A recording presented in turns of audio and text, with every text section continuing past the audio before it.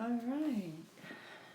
Yeah, I've started this a little early, but this is A Mark.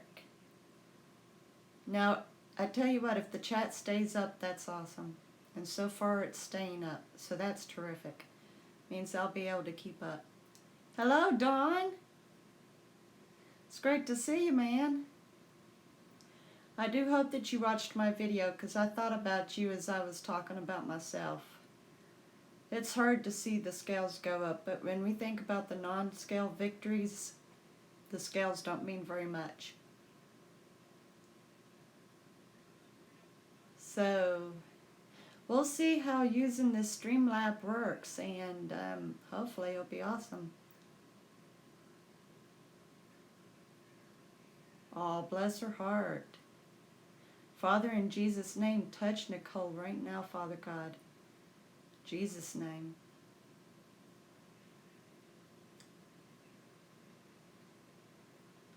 Hi, Julian.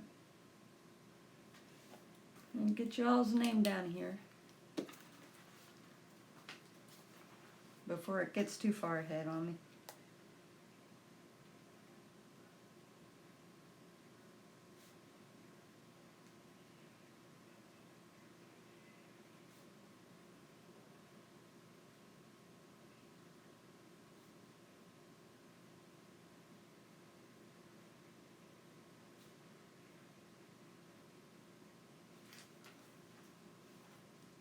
Doing pretty good. I'm trying this Streamlab that Mark told me about. I finally figured out how to get it to work. I didn't scroll down all the prompts, and there was one, create new, and I thought, okay, let's check this out. So I done a small on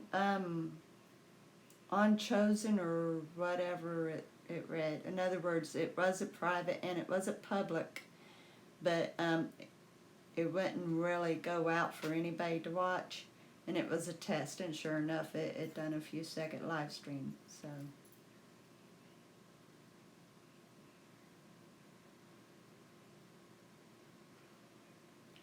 I tell you,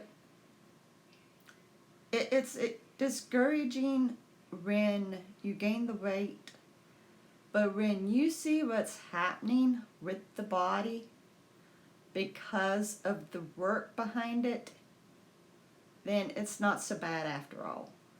But you've got to seriously think about what is going on behind those scenes in the body with the OMAD and the intermittent fasting and all that, the healing that's going on. And so, you know, I'm still getting over the hurdle of seeing the scale go up sometimes, but I know that it's coming back down too. So, you know. Hello, Ian. Hey, Dylan. Hope you're okay now, baby. Dylan had a rough run today. I mean, the live stream was awesome and stuff, but once again, trolls was coming in, and this time it was all over Joy because of that one video where she said that a certain somebody hurt her feelings because they didn't subscribe to her, and so the person's backup team came in. So Reva's all fighting them off. It is worse today than it was yesterday. And you know what? I was thinking, the woman that these people are protecting is also a Christian. And if they would seriously stop and think about it, they're not acting very Christ-like. And I really don't think that this woman would like what's going on. I don't think so. I have seen some of her videos. So these people really aren't acting Christ-like.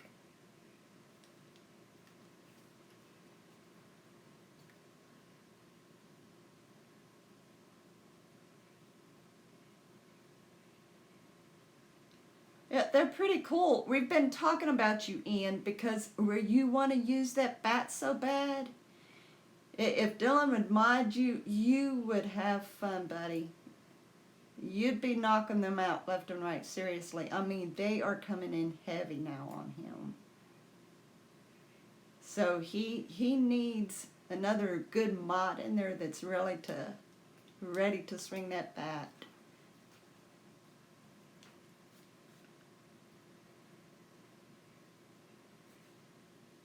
I hope that you're okay now, though, Dylan. I tell you what, are you sure that wasn't really Anki? Because it had her same avatar. She had me fooled. I didn't know what was going on. I know I'd seen her on your channel so many times, and she's real trusted. And I thought, what's going on here? I had to go back and look at the messages that had been deleted because I didn't think that Dave was saying anything wrong.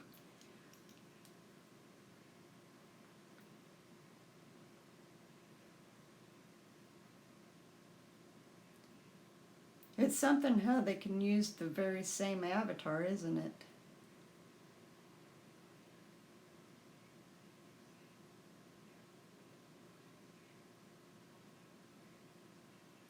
Yeah. Yeah, for sure. But I hope that it's not discouraged you from doing live streams because you do awesome live streams and you're doing so well. Well, good. I'm glad that you was able to figure that out because she had me fooled. She seriously did.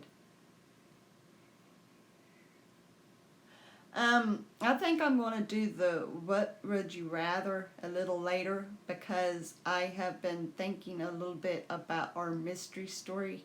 So I'm going to be doing a mystery story first.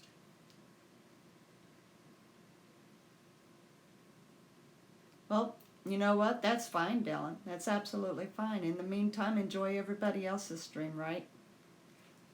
Let us deal with the trolls.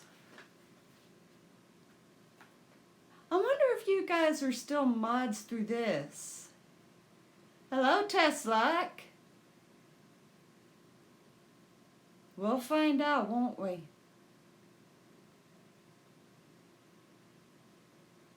It might be.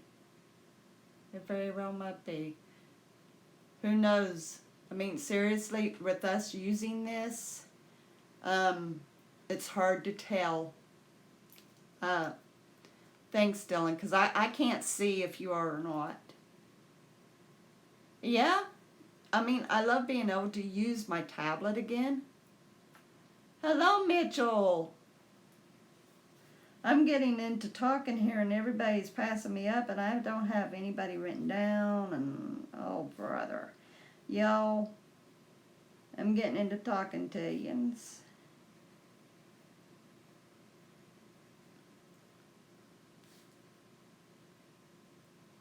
Yeah, we'll definitely see how this Streamlab does. Hopefully it will be awesome. I enjoy being able to talk without the choppiness. So, I wonder if I'm able to scroll down. Oh, hot dog, I can scroll down even. That's good.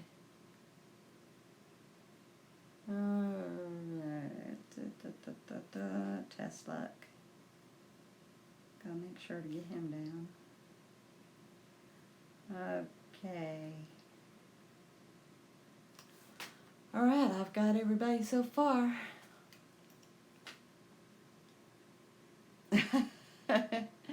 I just had to kind of look at it more closely. I downloaded the app here on the tablet to see so that I could kind of fool with it on a larger screen.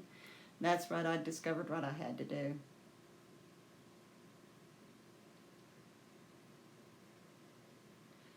But you can tell that laptop is so old. The stop motion red cam and the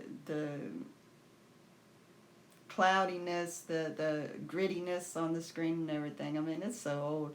But I'm thankful that it works. I'm very thankful that it works. I tried to set this lower so I wouldn't be looking over top you all trying to see through my glasses, but it's still just I'm looking right through my bifocal line right here. That's not. So I'm still going to be looking up over top onions. Sorry. Yeah, we're working on it. But anyway, yeah, I've been thinking about a new story here. So if y'all's ready, we will go on ahead and do our mystery story first.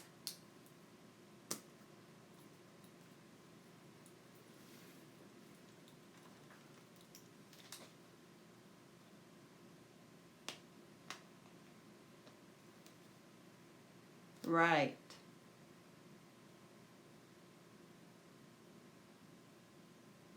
Yeah. Yeah, it's almost like I'm editing. Seriously?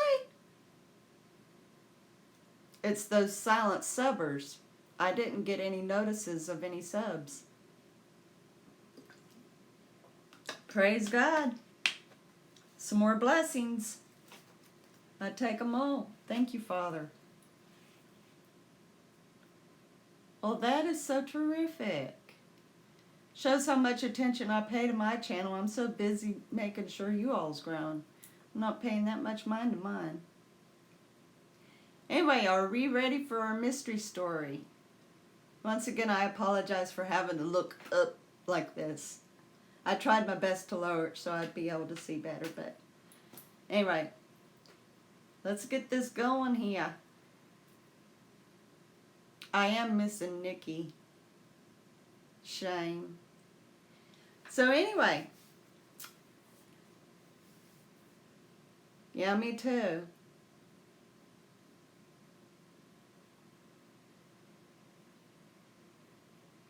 It would be cool if she can stop in, that's for sure.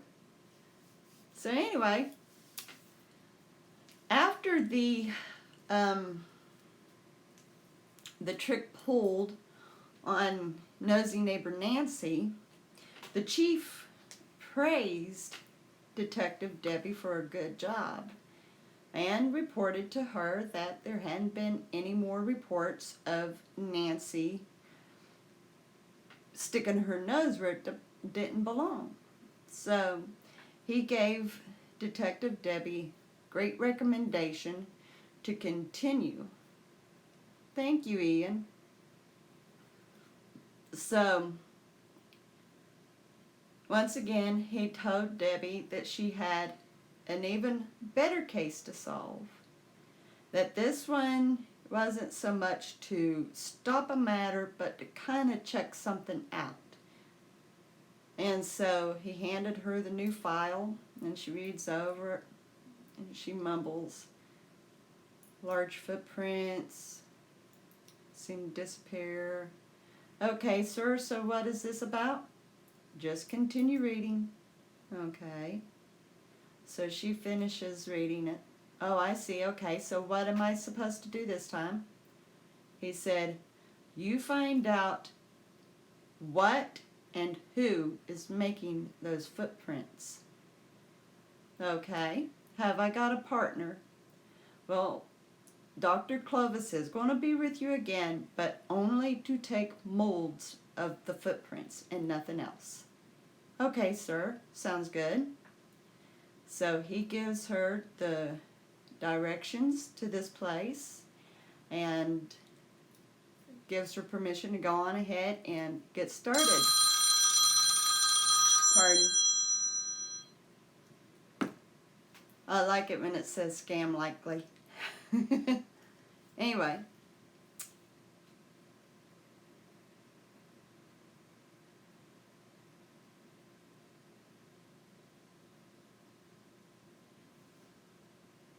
Isn't that just like it? And that's no different than what we've ever seen, right? We've never seen any different.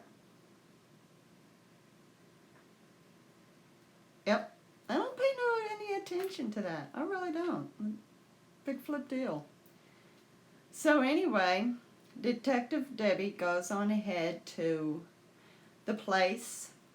It happened to be a beautiful mid-sized lake, privately owned, with a really nice home on it. And the owners was very proud of their home. And people had always been asking to buy it, and they had always turned down the offer. But within the last couple months, they had started seeing signs of something that had been walking along the lake shore, and thus causing these footprints. But the footprints always disappeared. They would just go so far and then nowhere. So she goes to the lake house and she meets up with the owners. And after sitting and talking with them for a while, they explain what they'd been dealing with, how that they'd been really proud of keeping their home. Oh, is it? Hopefully it'll stop. That's nothing new either. Let me know if it crits. If we have too much trouble with this, we'll go on ahead and go back to the, Okay, thank you, Julian. Anyway, if we do have any trouble with this, we'll go back to the laptop. But you all keep me in check. Okay, let me know if anything is off other than the view count. So anyway,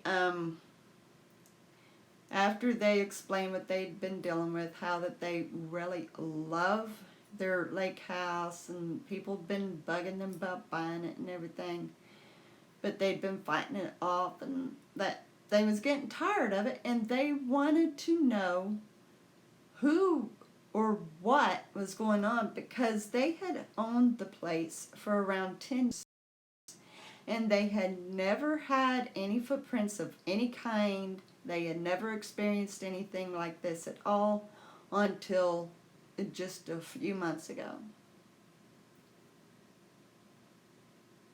Well, good, Mitch. So anyway, after they explain all this, she asked to be shown the footprints. Okay, so they take her out to one area of the lake that's got a pretty deep shore, and the ground is just soft enough that anybody walking in that area would leave footprints. And so they show the prints, and sure enough, they were bare footprints. No shoes, no shoe markings, just barefoot. But the really odd thing was, these was really big feet. They didn't look small enough to be a large man's foot, but she didn't believe in Bigfoot either, so something was just a little off about that, because she didn't believe in Bigfoot, but yet these feet was really good sized, huge feet. So she let them know she would be back. She was going to be bringing an expert in to take mold cast of the feet, and she would start her investigation from there. So she goes back and gets Dr. Clovis, and she says, please don't screw this up. We've done good with the case with Nancy. Let's do a good thing with this as well. Clovis said, I'll do my best. So they head on back to the site. Clovis does his work, gets the molds and everything, and then he goes on back to the headquarters, and she continues there at the lake. And she's thinking to herself, how am I even going to begin with this? Where do I start? So she started looking a little deeper into the prints to see if maybe there was any like fur or some kind of sign of what could be making the prints. And she couldn't tell right away, but she did notice that like the edges of the footprints kind of had fringes around it, like it could have been a hairy foot. But she couldn't actually find any hairs or any kind of fur or anything that was a sign of other than what this was. So she went back to the lake house and talked to the owners and said, have you ever set up camera or anything to see what was doing this? No, they hadn't. She said, okay, I am going to be doing a setup where I can watch and see what's going on.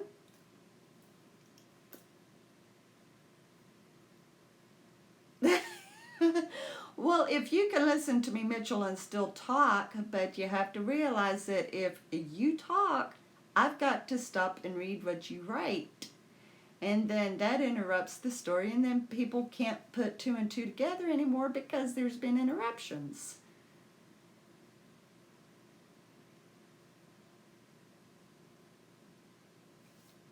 Anyway, so like she goes on ahead and she sets up herself a little something similar to like a dare stand so that she could watch. And all the while that she's sitting there, nothing happens. That's okay, Mitchell. That's okay, buddy. And she does a 24-hour watch and still nothing. And then she thinks, okay, I'm going to have to really get involved with this one. What can I do? And then she thought, wait a minute. I know somebody that might could do a decent guess about what is going on. So she takes her idea and runs back to the station to talk to her chief about the idea. She says, Chief, I really don't know exactly where to begin with this. I've already done a 24-hour surveillance and nothing happened. We've got our casts, so I'm sure that the labs is on that, checking that out, seeing what they can find out. But sir, what if I brought somebody in who was known majorly for being extremely watchful? Well, what do you mean? Well, sir, after all the reports that I had read, it's my guess that there is a certain civilian that would really be handy for this. He said it's not a usual thing to have a civilian be part of a case. No, sir, but maybe this civilian would help. Okay, run the plan by me. So she tells the plan to the chief. What do you think her idea is?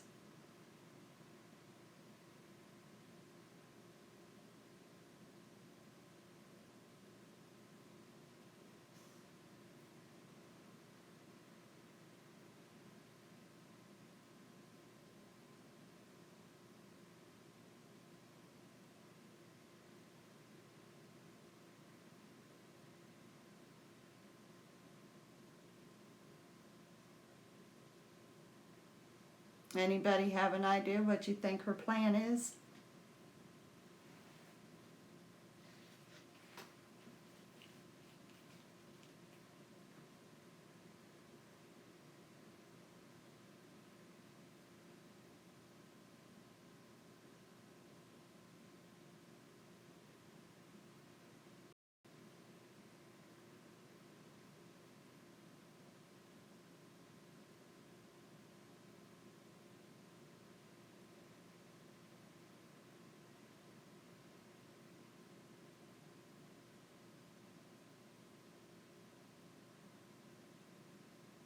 She's talking about bringing in a civilian.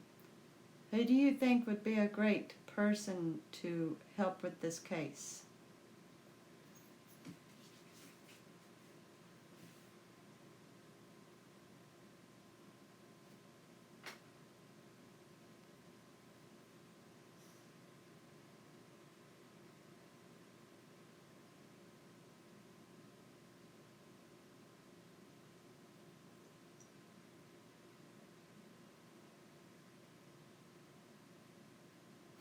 Well, Dr. Doofus took the mold.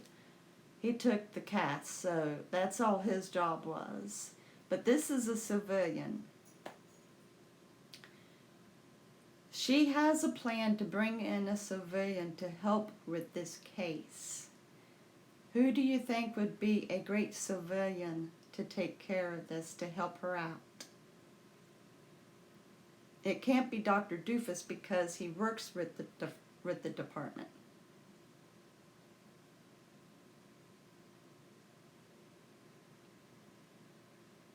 Well, I hate to hear that, but hey, you got to cook.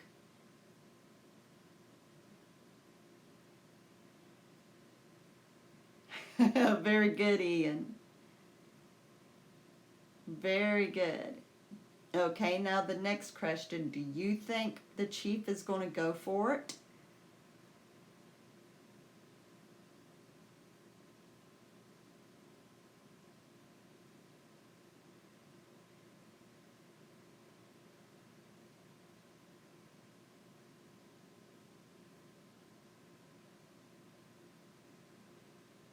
You don't think he's going to?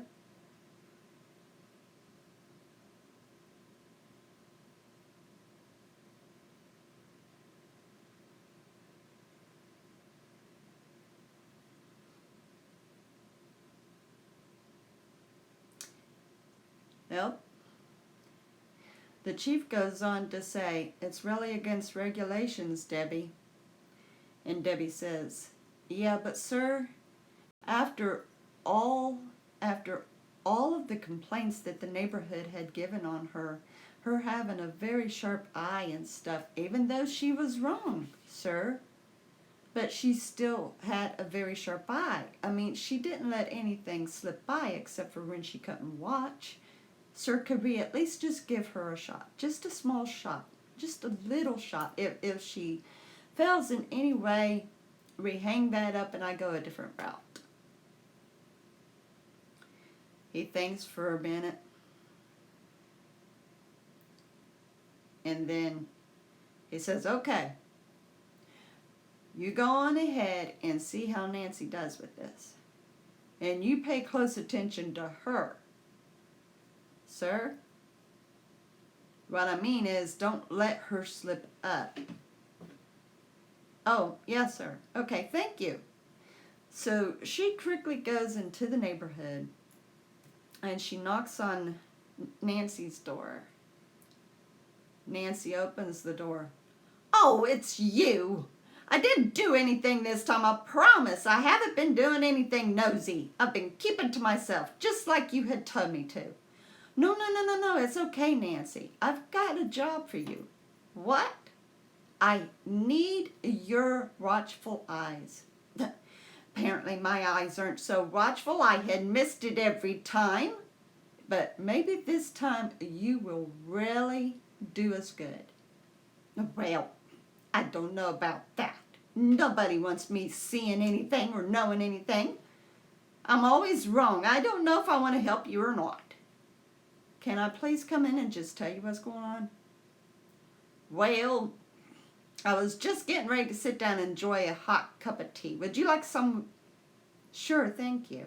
All right, come on in and tell me what's up.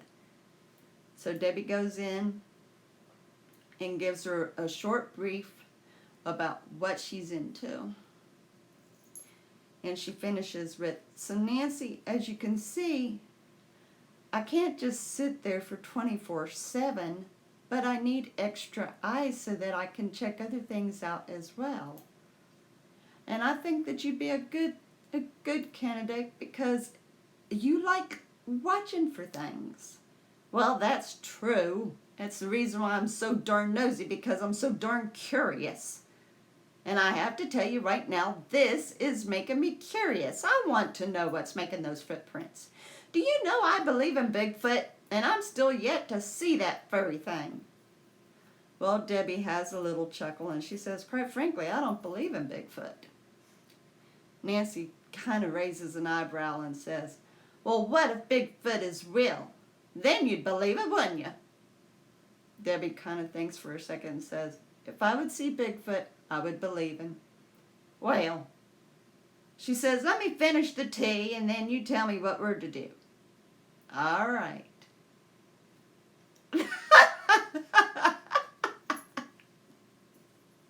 Oh, wow.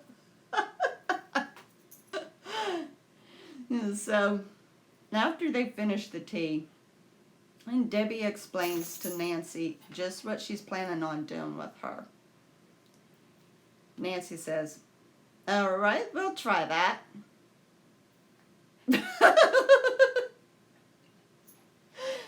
So, they go back to the lake house, and Debbie introduces Nancy to the homeowners, and it gives just a short background of Nancy without revealing too awful much about her, because she didn't want to scare the homeowners with Nancy's invasive attitude.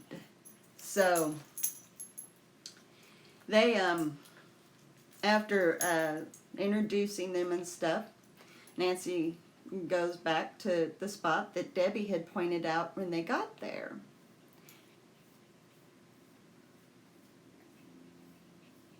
Oh, okay. Anyway, so Nancy's looking at the footprints, and she says, oh, I believe that's Bigfoot for sure. I just know that's Bigfoot. It's gotta be Bigfoot. There ain't no man that's got feet that big. And Debbie says, well, I don't think it's Bigfoot, but I have to agree, the footprints are definitely bigger than a man. Exactly. So what are we to do now? Well, I'm going to have you in one place, and I'm going to make sure that you're getting comfortable. That way you can just sit back and relax and do what you've always been famous for doing. And what's that? Just sit back and watch. Oh, okay.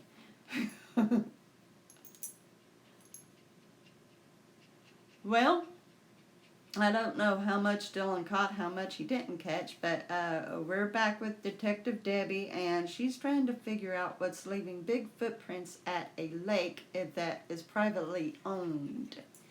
And we've got good old nosy neighbor Nancy in on the case, because Detective Debbie figured that Nancy might be able to help her solve this case. So we're up to the point where Debbie has got Nancy in a surveillance position. Debbie has got Nancy in a surveillance position and made sure that the old lady was comfortable with a nice little lounge and some tea and whatever she would need. And the way she's got it planned, Nancy would surveil a whole lot of it, and then Debbie would. So Debbie goes back to the car, and she had equipped Nancy with a walkie-talkie. So she goes back to her car, she does the test, makes sure that Nancy's is working just fine. Yeah, I hear you.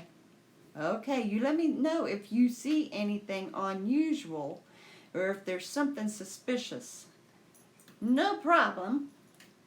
So Nancy has got those hawk eyes on. And this time she just knew that she wouldn't fail, because she didn't have to go to the grocery store or anything.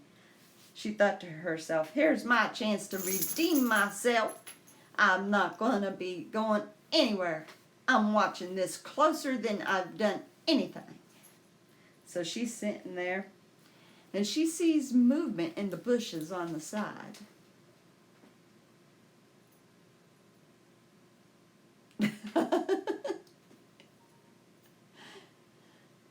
So Nancy sees a little bit of movement toward her left in the brush, and she's watching closely. She kind of leans in forward, and then out comes an animal. She goes, oh, shoot. Yeah, really, she missed out too much. And she says, shoot, it's just an animal. Wait a minute, what kind of animal? Oh, no, definitely not the kind that would have those kind of feet. Nope. All right. False alarm there. So she keeps on watching. And then she hears something over toward her right. She looks. Nope, nothing there.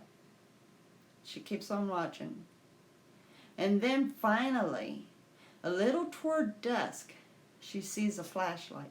Aha! Now we've got something going on here. And she quickly gets to the walkie-talkie and says, Detective, I see a flashlight, and it's heading over this way. It's come again, Nancy? The flashlight's coming over this way. Nancy, get up, casually walk away, but keep your eyes on it. Okay.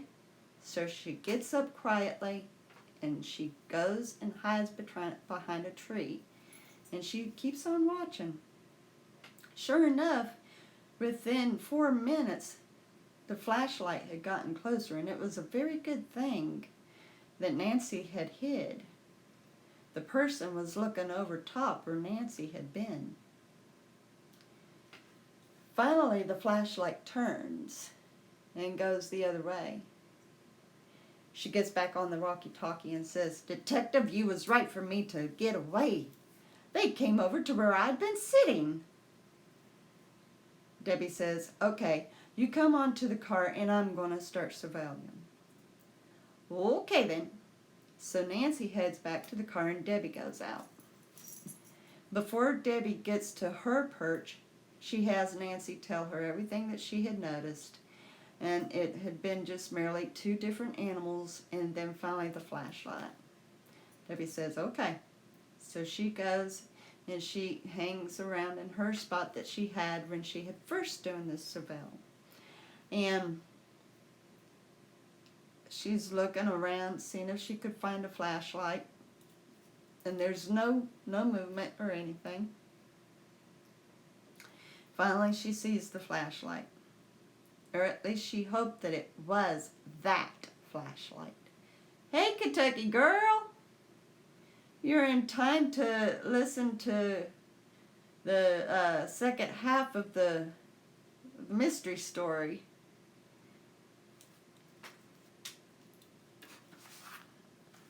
Let me get you written down. You all kind of brief her in while I'm writing her name down.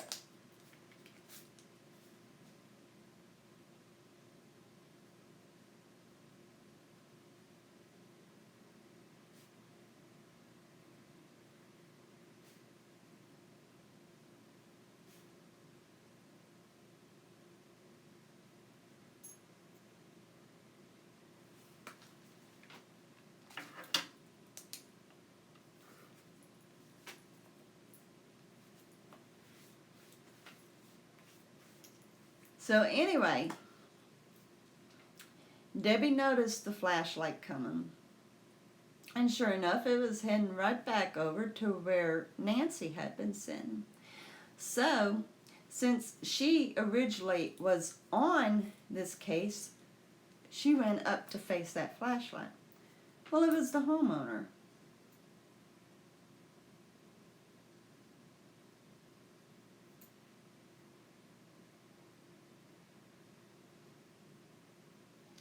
Thank you, Julian. So anyway, Debbie notices that the flashlight was the homeowner. And she said, was you just out here? No. Because while Nancy was out here, somebody with a flashlight came up and looked over where she had been sitting. But by this time she had moved to keep from being found. No, it wasn't me. Well, what do you mean? Why are you out here? And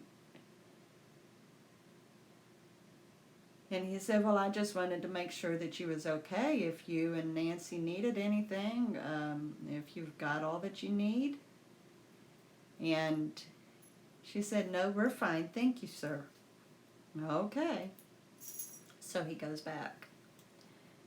And then she gets back onto the walkie-talkie with Nancy and says, there was a flashlight that came up here. An alien that's got Bigfoot feet.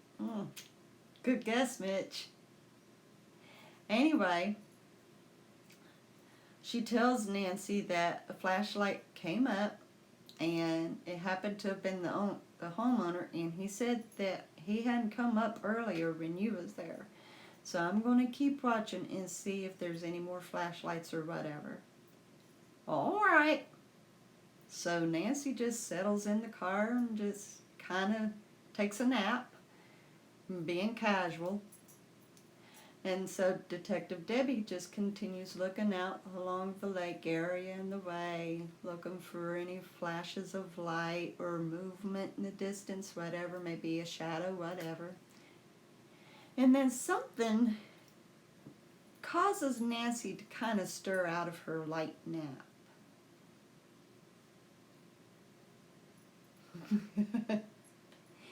But something stirs Nancy out of her light nap. For some reason, she was bolted up alert, and she looks around, and she sees a vehicle that wasn't there earlier. Well, that's odd. Now, I wonder if the homeowner has got a visitor, or if, and maybe the wife has got another car and just got home.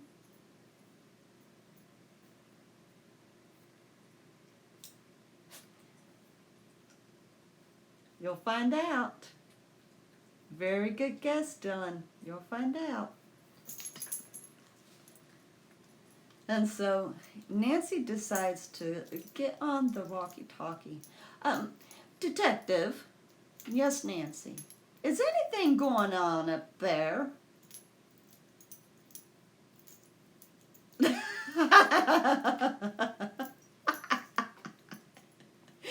Go on, Julia.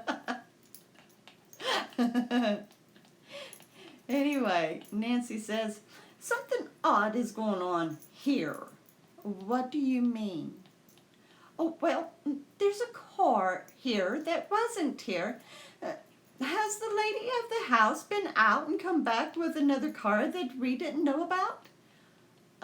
No, I never saw her leave with any car while I was waiting for you. Well, Nan, there is something here, a car. On this private property? Yes. Have you seen anything else? Well, no, I was kind of taking a nap. But something caused me to just up and wake up. Okay, thank you, Nancy. Keep watching.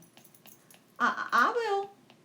So Nancy continues paying close attention to that car, while Debbie starts looking a little deeper, because that starts to bother her. There shouldn't be any vehicles on that private area. So she really starts watching for anything at all. Shadow, light, anything. There's nothing in particular until something started to move, and it was a tall figure. She thought for a moment, I know this isn't no animal. So she gets down and kind of crawls somewhat toward the shadow. And she's looking closely, and sure enough, the shadow looks like a man. She thinks to herself, there ain't no way this is Bigfoot. This is a human.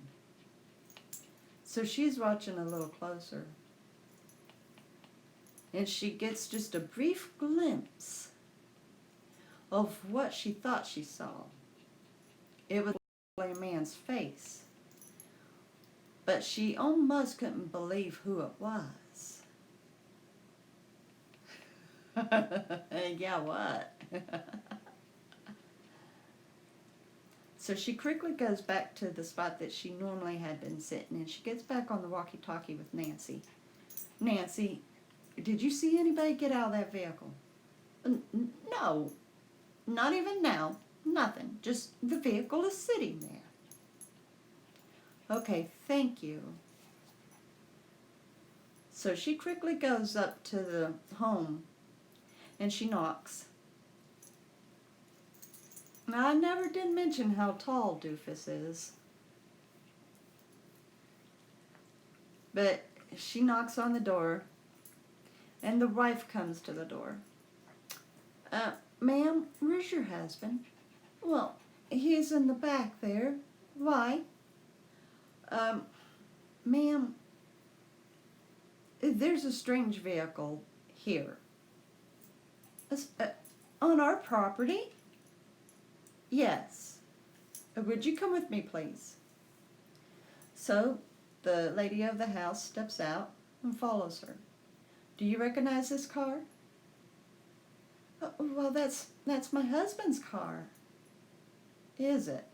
You've got two vehicles? Yes. Okay, thank you. Oh, and by the way, did you loan your car out to anybody? No. Did your husband happen to go somewhere and I just never did notice? No, he didn't. Okay, thank you. And so she leaves it at that, but she's got a few more questions that she's wanting to ask. But she leaves it at that for a little while because she wants to think about it a little bit more. And then she gets on the walkie-talkie with Nancy. Nancy, how long would you say that you had napped? Well, I don't know. I didn't look at the time and I dozed off. Okay, could you be mistaken that the car had been there all along and then you just startled awake and noticed that it was for the first time? Well, maybe. They're saying hello. Ian's saying hello. That's my girl. Yeah. So Nancy admits it's possible that she hadn't noticed the car there to begin with. So that was fine. And Debbie sighed a little bit and thought, I hope it wasn't a mistake having Nancy here. So she goes on back to the spot where she had seen the shadow and the face. And she looks around to see if she can find this shadow with that face. Didn't see. So she goes back to her perch and she's watching and reading. After about 20 more minutes, still nothing. So she goes right back to the house and she knocks. And this time, the man of the house opens. Oh, yeah, detective, what do you need? Sir, have you been back out of the house since you spoke to me earlier? No. Sir, are you sure? Yeah, I've been right here. I was sitting right here when you came and asked my wife where I was. Sir, well, okay. Debbie didn't say anything else. But what did Debbie just catch about the man of the house? Think back to when she went to the house the first time and spoke to the wife and what the wife said about her husband and what her husband had just said. Nope, nothing.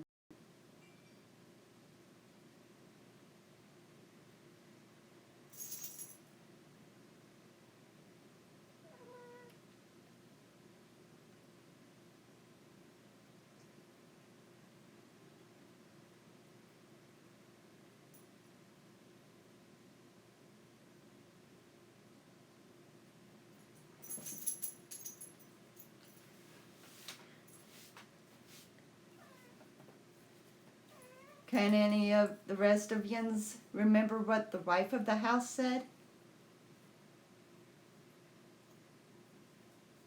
Well, yeah, that's what she had said, but where did she say he was? And where did he say he was at the time?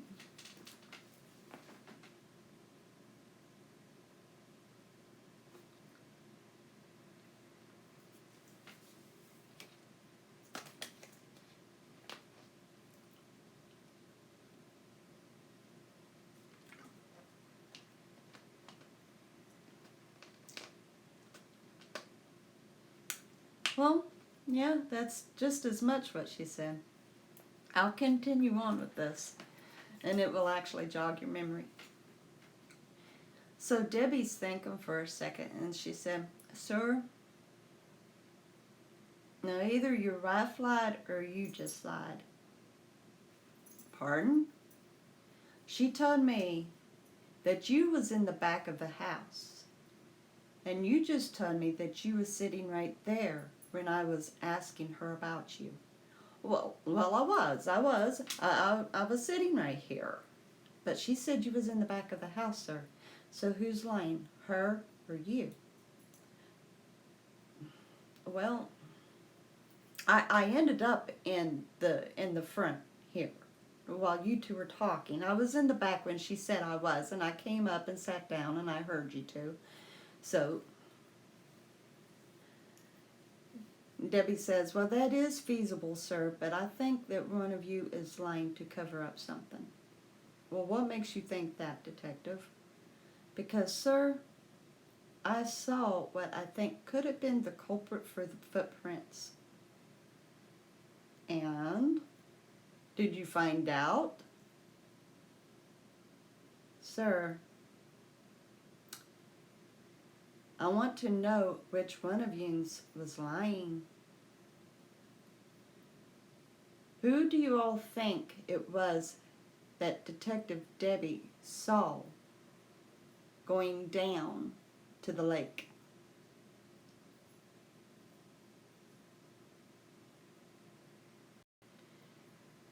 The wife definitely was lying, but so was the man of the house. What do you think Debbie saw going down to the lake?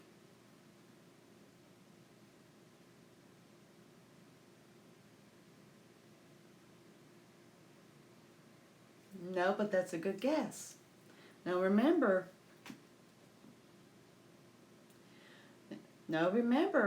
Debbie ended up talking to the wife after she saw the shadow, remember?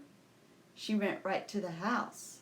She wanted to speak to the man of the house, and the wife opened the door. And both of them had lied, which means that there was complete, both of them was lying for cover-up. But why? Who do you think Debbie saw? It's definitely somebody in costume. Almost.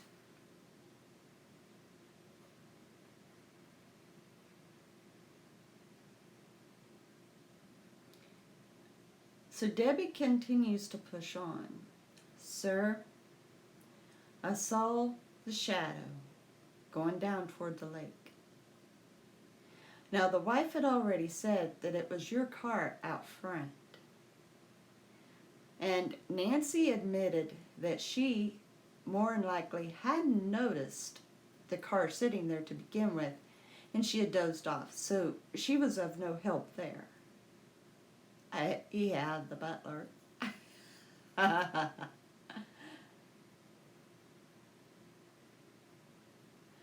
So, sir, what else I saw with that shadow was a face. A face? You mean, you saw a man going down to my lake? Okay, Dylan. Yes, sir. I saw a man going down to the lake. Sir, who do you think that man was that I saw? Well, I don't know who it would have been that you saw. Sir, you know who I saw. How could I know? That's the reason why that we had called this in. We don't know. Sir, I want you to be blunt with me right now. What do you mean? Let me see your feet. My feet? Why? Let me see your feet. Fine. So he shows her his feet. Oddly enough, the shoes he was wearing was a little bit too big. And they were made special.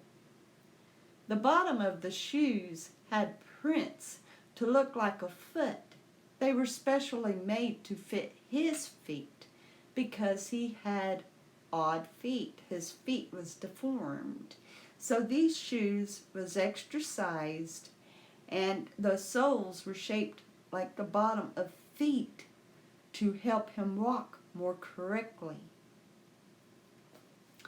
Sir, come down here to the lake with me, please. The guy says, why? Sir, just come down here to the lake with me, please. So he goes down there. Step into that footprint with your shoes on. Okay. So he does so. Perfect fit.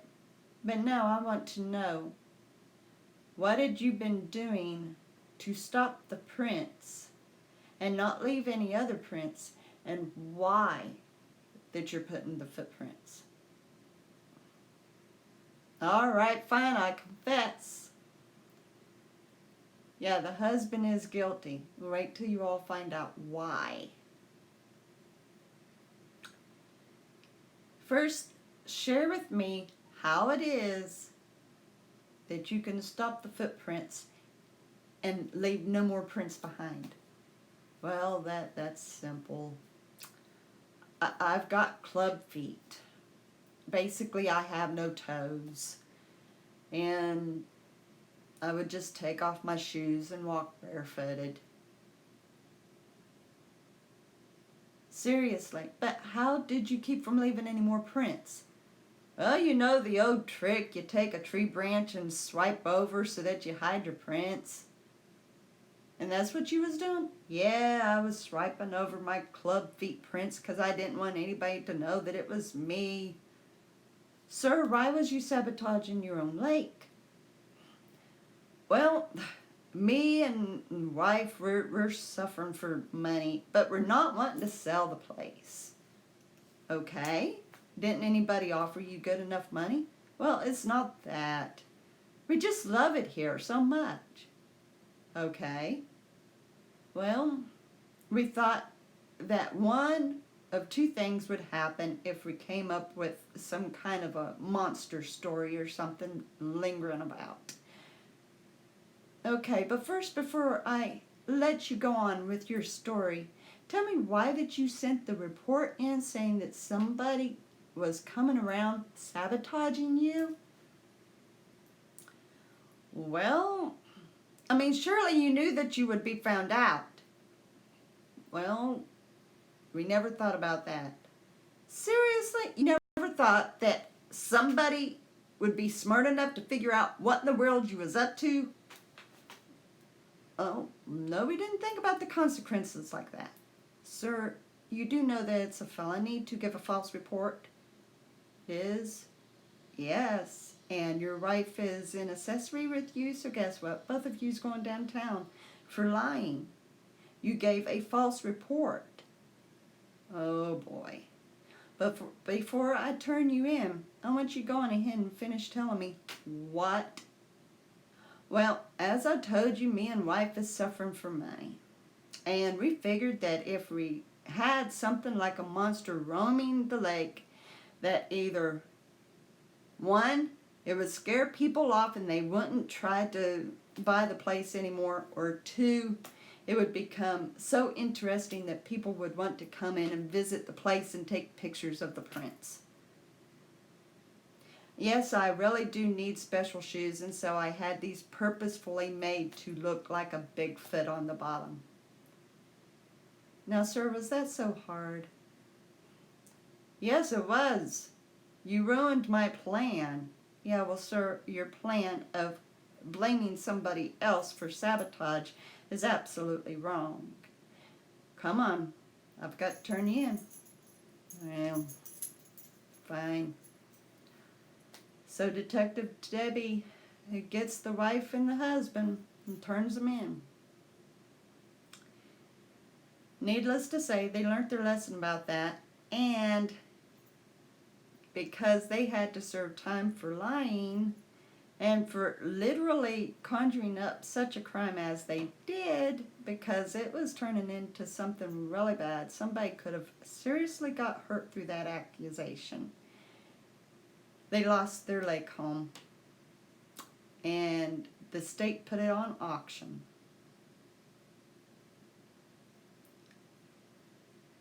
And Nancy at least got a good chance to once again be nosy. Even if she didn't help solve it, she got a chance to be nosy. Yeah, it's just the same as calling 911 with something false. You know, you don't do it.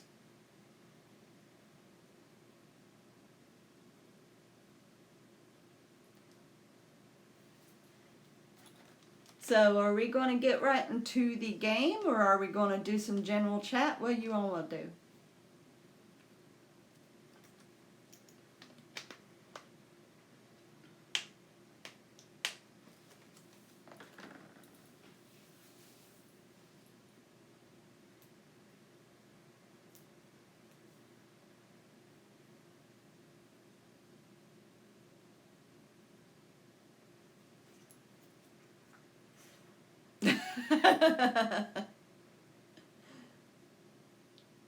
Okay, sounds good.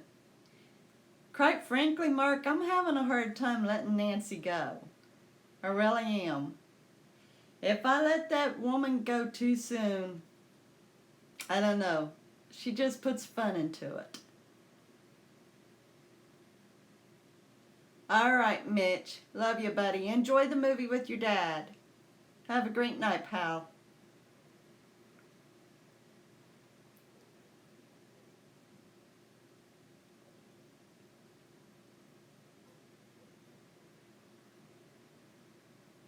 Can't let Nancy go, can we?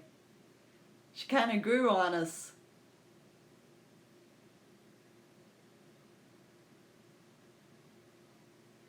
I don't know. I might end up doing a story without her.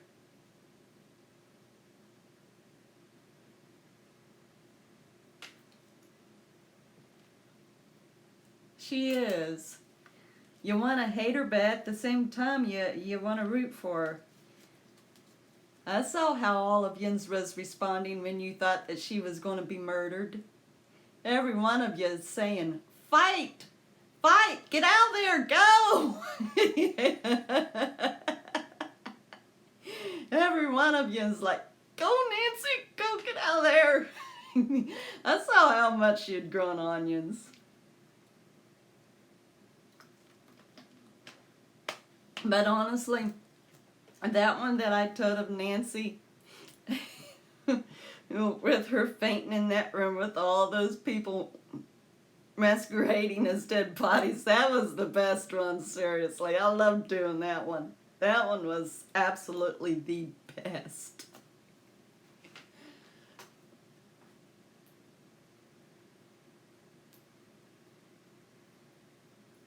And one good way of using that nosy woman, let her be a stakeout. Yeah.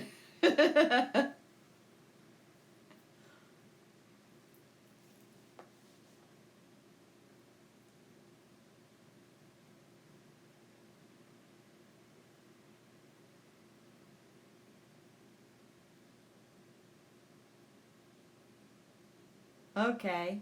Well, on the whole part, a lot of times Dr. Clovis, aka Doofus, is wearing a lab coat. I picture him to kind of be scrawny, like maybe standing even 6 foot, close shaved hair, but lopsided glasses. Debbie is kind of a dark brunette. She's not overweight. She's somewhat fit, but she's not overweight. She's decent looking. She's probably around like 35 to 40 years old. Dr. Doofus is about 45 to 50 years old. Nancy, now her character, because I really hadn't thought too much about Detective Debbie or Dr. Doofus, but Nancy, I always pictured her to have short silver hair and somewhat of a slender woman, because think about it, if you're busy being nosy, you're not going to eat a lot. You're too busy being nosy.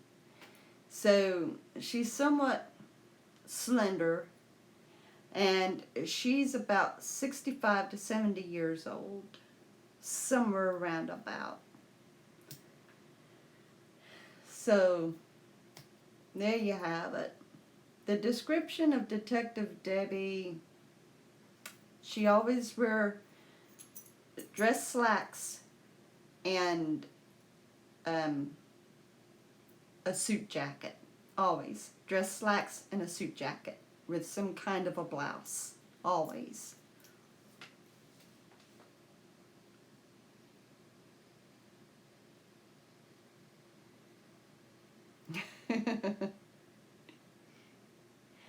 That's a good way of looking at it.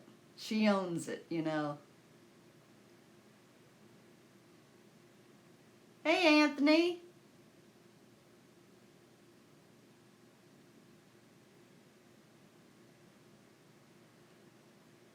Get rid of that. Get rid of that one right there, Ditos. Get rid of that.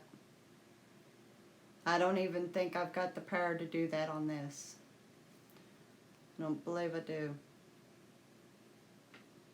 Yes, I do actually. Awesome. I got rid of it, guys.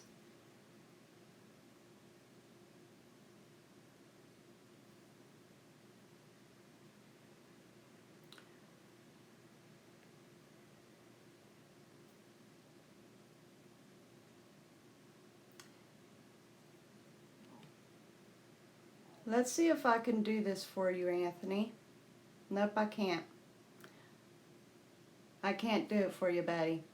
I'm going to make you a mod as soon as I can. I want you to have the wrench pal.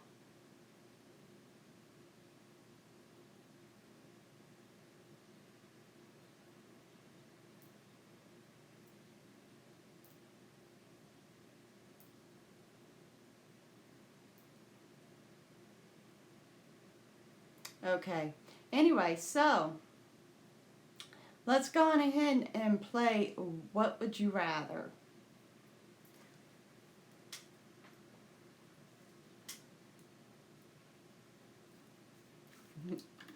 Oh, and Dylan, I don't want you to worry one bit, buddy, okay? Not one single solitary bit. I don't want you worrying.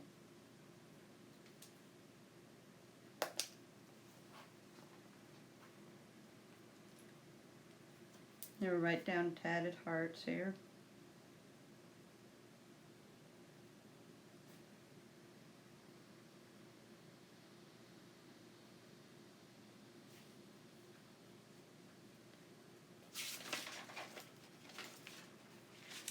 Okay, we're going to get this game going.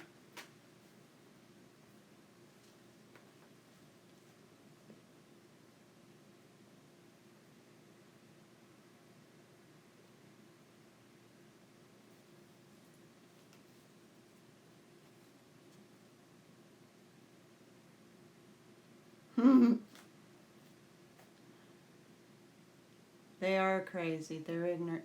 Are any of you able to take them out?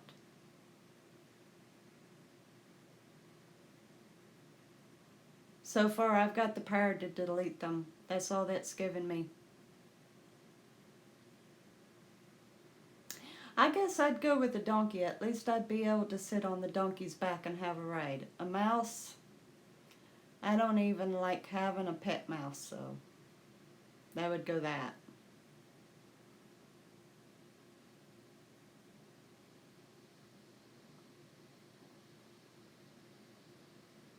I've been removing them.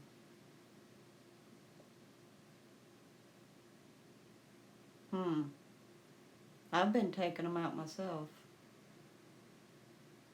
No, I know that you're not. That's where it would be nice to run the laptop. I can't mod anybody on this. That's where this is a fail, because I can't mod anyone. But at least I'm able to delete, and at least you guys are keeping up on it as well. I don't know if yins are removing it and I'm not seeing that and only I can delete it off of this screen myself or what.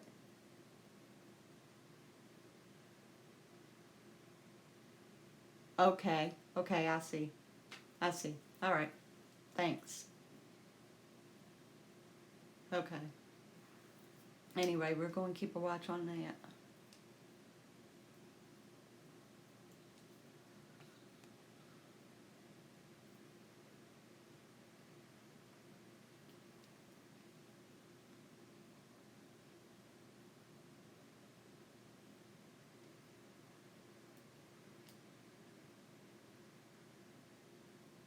They make me mad is what they do.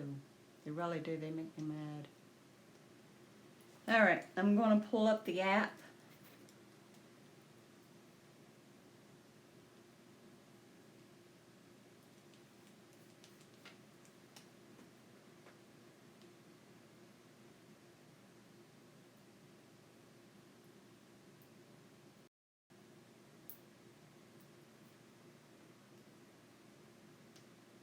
I wonder how long we can ignore it, Mark. Like I said, it makes me mad. How about all of them needs to go bed and grow up? Something sick, Ian. Something very sick. Alright, would you rather be the first to climb Mount Everest or be the first on the moon?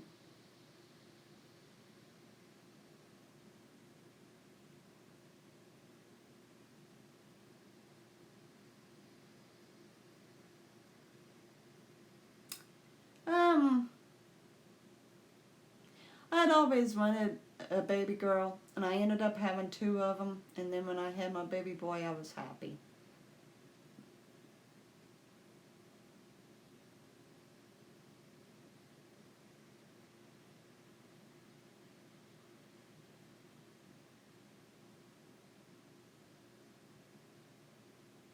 Well, I know what the issue is about.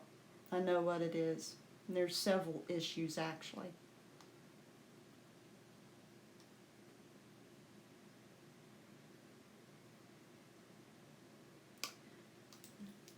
So we've got one for moon.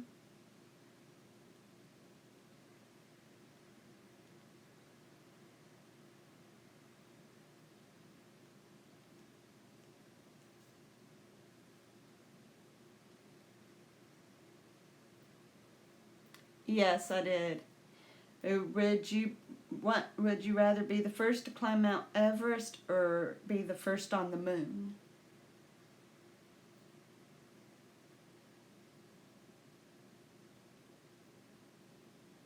Another moon?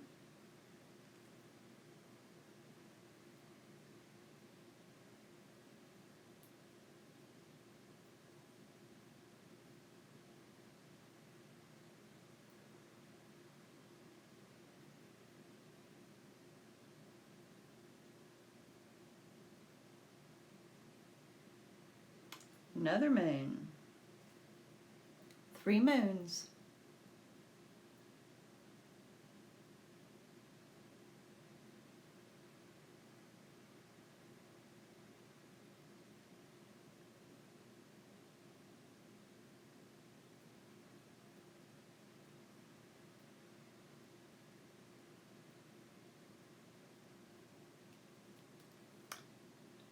Oh, well, I'm sorry, but you are being mean, and he's my brother in Christ, so.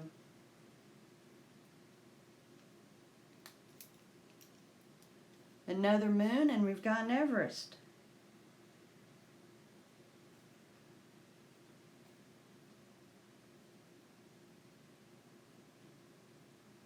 So that's 4 moons and 1 Everest.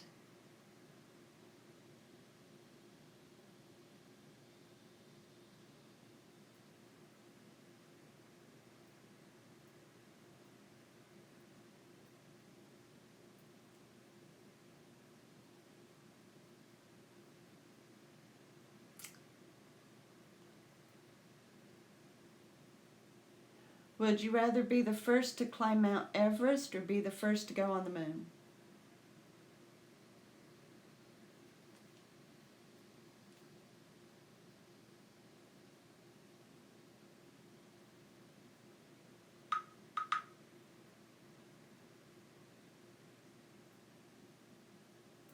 I'm going to put this very clear right here.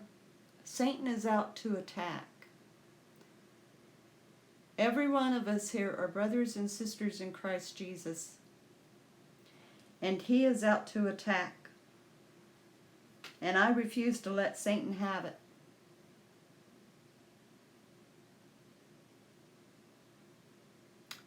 No, I'm not against them. Jesus Christ. I don't agree with it, but I'm not against them. They're human beings too.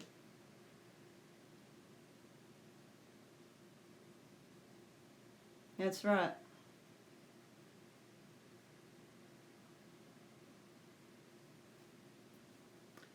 So, we have got 2 Everest and 4 Moon. Wow! You guys are in the majority.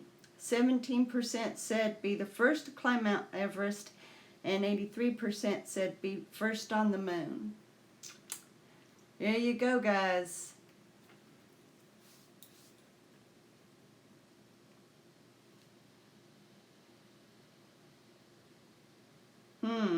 Now this is going to make you kind of think.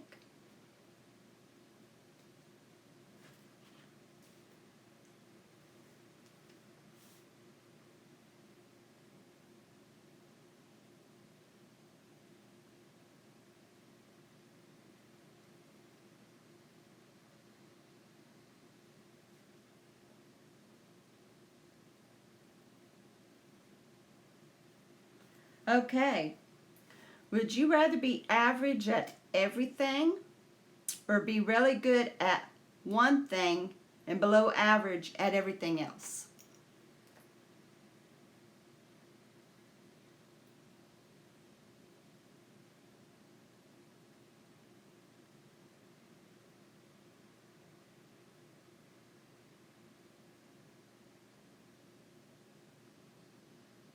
I don't agree with gossiping and backbiters. I learned about that a long time ago in school.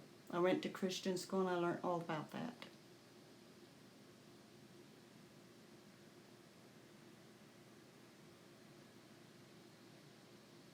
It gives a very big list. And the sad thing is a lot of people are starting to become backbiters and gossipers, and it's no more right than me or anybody else doing it.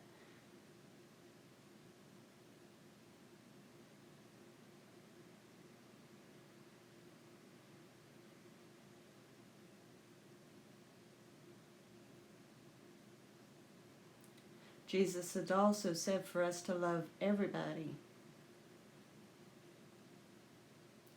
Good night, Ian, baby. See you tomorrow night, bud. Have a good night.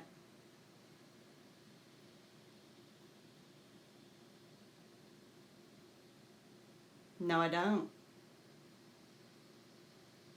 No, I don't. What they do is between them and God.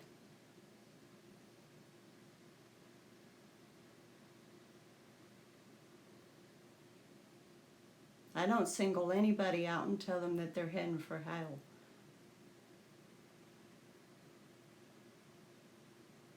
Only God can say. That's up to God. I'm nobody's judge. No one's.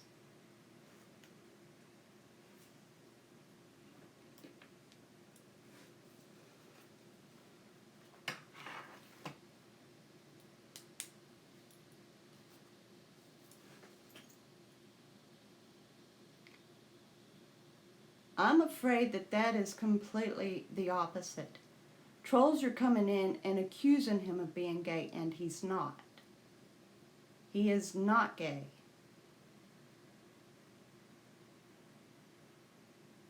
I know some gay people. Hi, Savannah. Yes, you can defend your brother here. He's being attacked even here. And what I'm running on right now, I can't even make you a mod. I'm sorry. I would love to.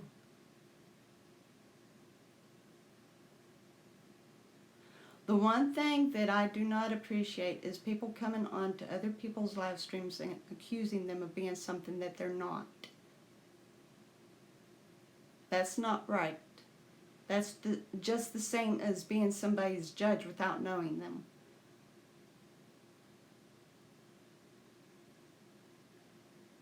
Mm-mm. Mm-mm. No. And it wouldn't matter if Dylan is. I know some gay people, and I still love them very much because they're human beings.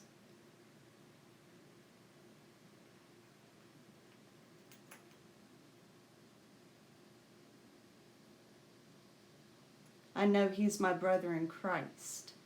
That's what I know. And any time that somebody attacks anybody, I don't care what it is. I don't care who this person is, what they do in their life, or anything. It is wrong. It's bullying. You all like to bully people? Is that what you all get off on? Is bullying? Is that your pleasure?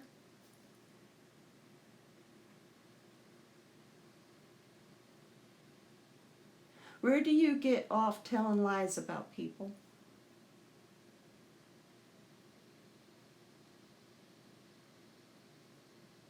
Thank you, Dylan. I appreciate that, buddy. I want you to stay.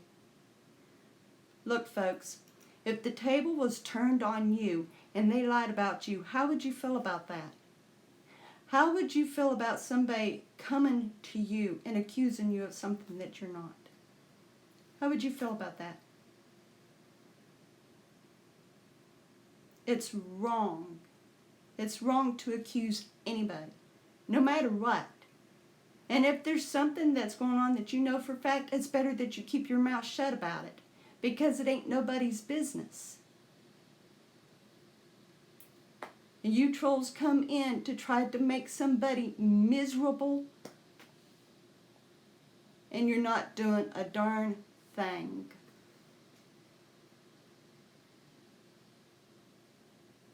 No, I'm not.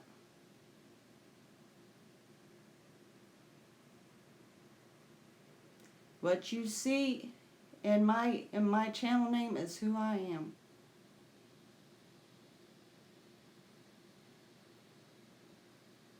Now, I've been on my brother's live stream 2 times in a row, and I have seen the ignorance that's come out against him.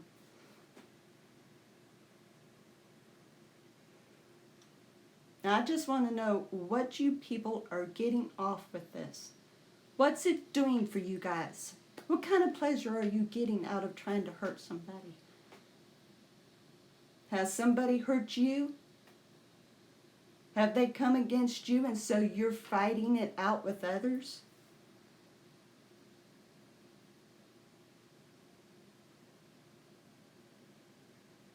They don't have to have channels though, Savannah. What about in their everyday life?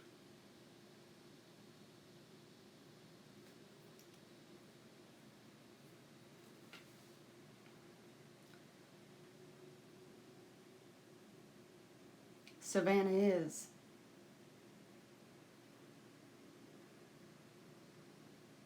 Now, normally I'm a pretty quiet person, but when I get upset about something, I hurt to talk about that out of anger. And I am speaking. I know that there's always going to be trolls. There's always going to be trolls. Because people's hateful in this world, and it's sad. It's sad.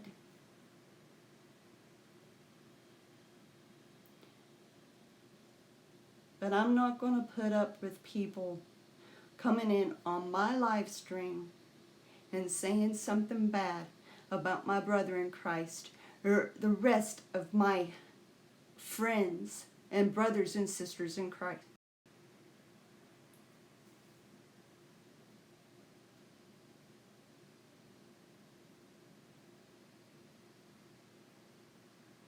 I've had plenty of trolls come in making rude remarks to me. And, you know, it would get me upset and nervous. But when it's against somebody that I care about, somebody that I love, a brother, a sister, a good friend, I'm going to fight. Now, normally I would delete these messages right here.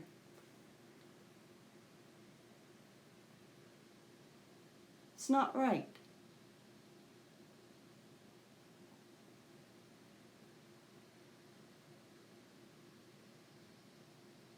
Now, I want to finish this game. I want to enjoy it. Who wants to continue playing?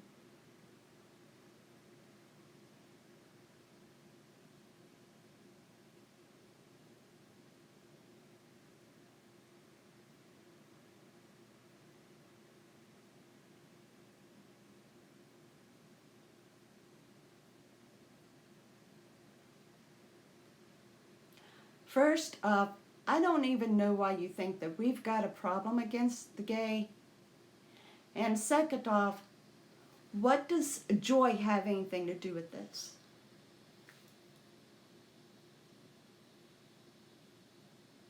We've never said anything against anybody.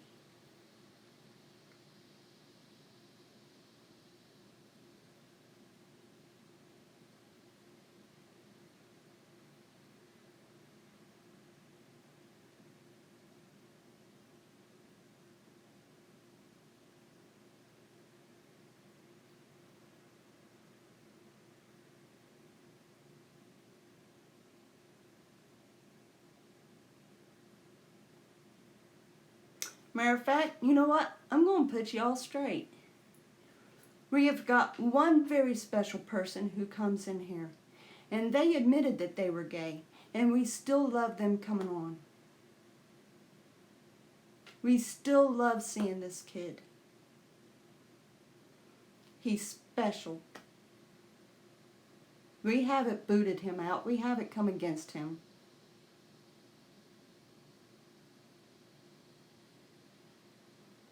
Nope. Nope. First off, I watch Joy's videos, okay? She doesn't talk about nobody anymore. She talks about her own personal life and what she's had to do, what embarrasses her, what she's had to go through. If she's making comments on other people's channels, that's none of our business. It's none of our business what she does on anybody else's channel. And talking bad about Dylan, nobody talks bad about anybody. It's not right. First off, he isn't gay. And even if he was, he would still be accepted here because we still love him. You all either get your story straight or stay off my channel.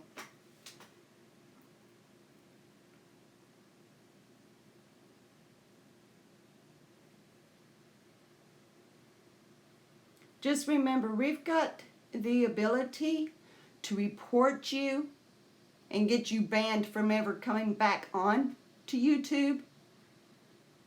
So don't push your luck.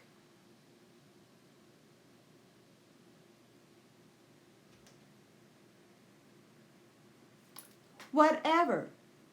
What she does is none of my business. What anybody does isn't any of my business. I don't care what's going on with everybody else and everybody else. I don't care. If she wants to turn around and make comments on other people's channels about so-and-so, that's her business, not mine. I like watching her videos that has to do about her own personal life and her not talking about anybody else but what she has experienced in her past. Like her wallpaper, her dogs, when her and her sister made the mistake with the wrong card in the grocery store. Things like that. Very innocent videos. What she does outside of her own channel ain't none of my business.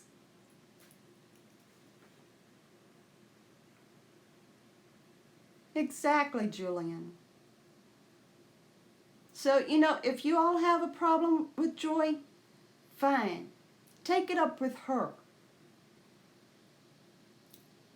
If you all think that Dylan's gay, you're dead wrong. And you coming onto my channel and saying rude remarks about people that I care about.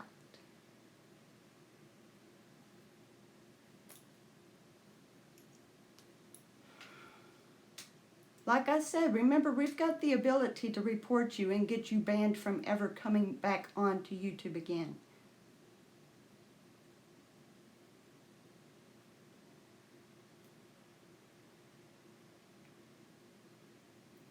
And the really, really seriously sad thing is, all she simply said in one video is that it broke her heart that Glenda Sully didn't subscribe to her. It broke her heart. That's all she said, and everybody came against her.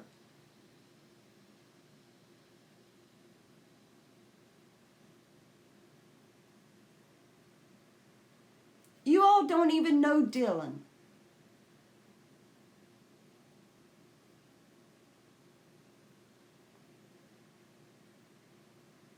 I don't care what she does behind the scenes. It's none of my business. I like watching the videos that she shares about her own self. That's it.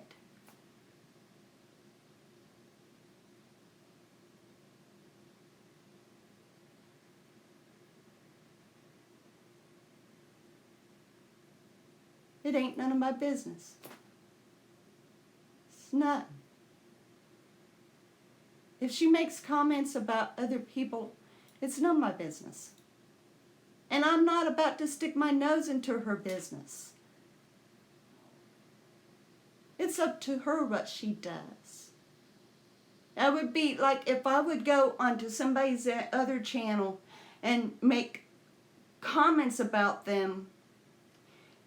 It wouldn't be anybody's business.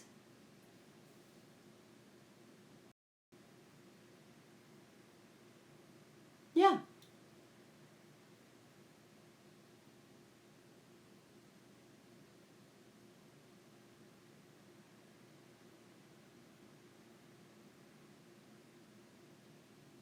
And the really sad thing, this is even more sad than anything. Joy's not even on the chat tonight to defend herself. How low is that? At least Dylan can defend himself if he chooses. But Joy's not even here to defend herself. How right is that? That's like shooting somebody in the back without them even realizing that you got a gun pointing at them.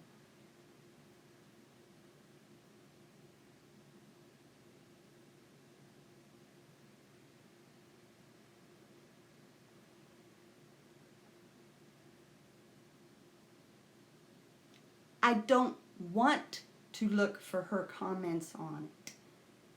Like I said, it's none of my business. If she wants to go on somebody else's channel and say things about Glenda, that's her business. I don't want to go find them.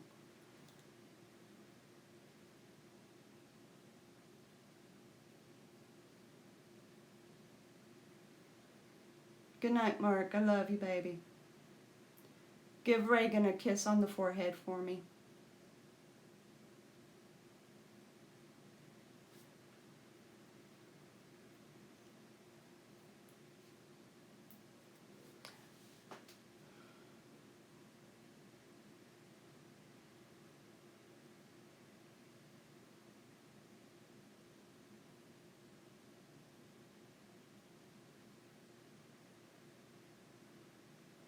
Yeah. I agree with you, Savannah. It's not right. And I had seen some of the remarks that had been left on her video saying how that she was hurt. And the really true thing was they was accusing her of being a troll, but yet they were trolling. How contradictive. Like I said, I don't care what she does.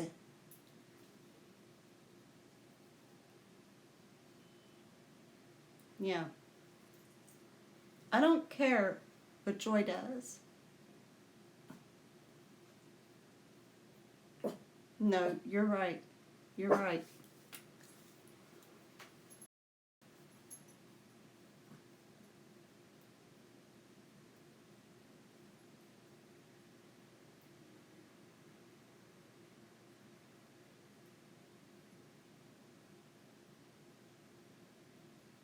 You know, a really good example, y'all. Really great example. There are so many people that I care about personally, but that doesn't mean that I like everything that they do. No. If it happens that Joy is going on someone else's channel and making rude remarks about this other person, I don't condemn that.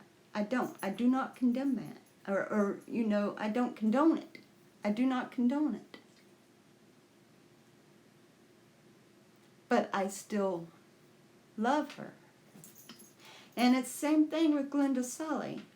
If Glenda Sully is guilty of all the accusations that I have heard about her personally, it's none of my business. But it happens. I like Glenda Sully too.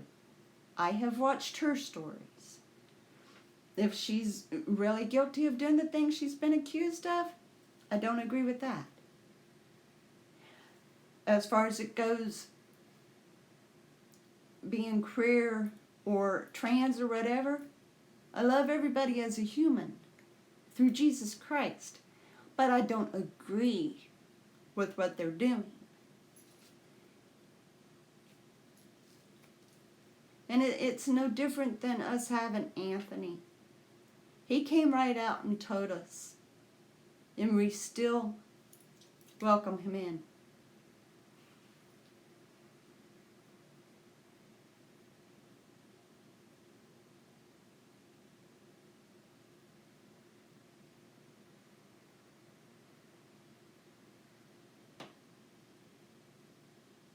I would never condone that either.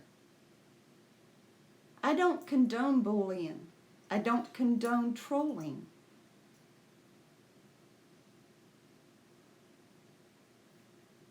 Whoever sent Glenda trash wasn't doing very well. They didn't do right. No. And that's what I'm saying. If it's true that Joy is going on to another channel and downing Glenda, it's not my business. I'm not going to go looking for it. But I don't condone any of that. I done a video a few days ago about bullying. And I didn't just mean it about kids doing it to another. I also meant about the trolls that comes on social media making a mess for other people. I don't condone it. It's cruel. It's hateful. And it really does do damage to people. It does damage to them mentally and emotionally.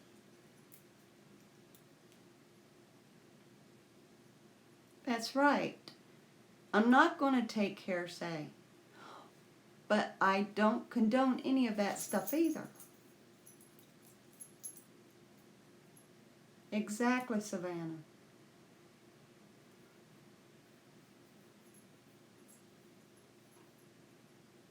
Would it ever change how I feel about somebody? It's all according.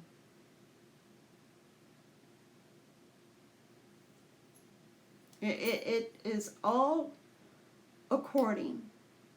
If I knew for fact that Joy was doing this, I would stop watching her.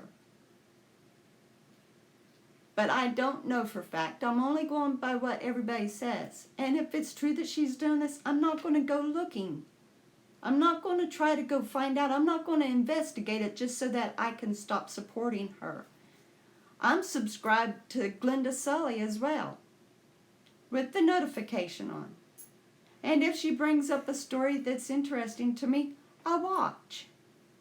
So whatever is going on between those two and the rest of the community, between them, is between them. I'm not in it.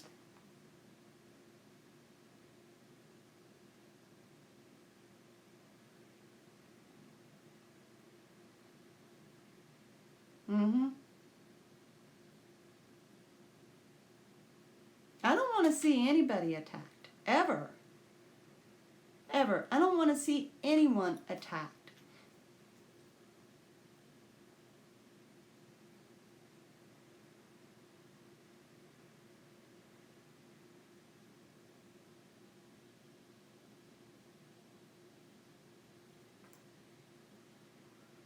Okay? Yes.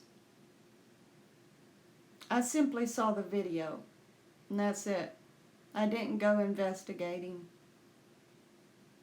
It's none of my business.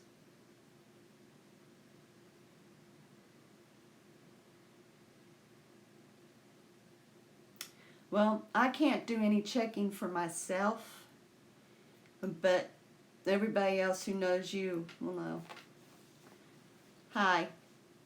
I hope that you are the legit, because we don't need any troll. You double made sure, Dylan? That was kind of devastating, seriously, because I honestly thought that it was Anki.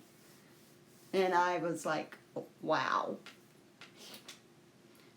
But yeah, like this, my goodness. And it is, it makes me mad that there's accusations, whether or not they're true, whether or not it's true. Cool. Happy birthday to your son. Happy birthday to your son. Let me write you down, Anki. That way I can give you a shout out tomorrow. And I've got to write down Savannah. I didn't even write down Savannah. Daggone it. Sorry, Savannah. Yeah, everybody gets a shout out who shows up.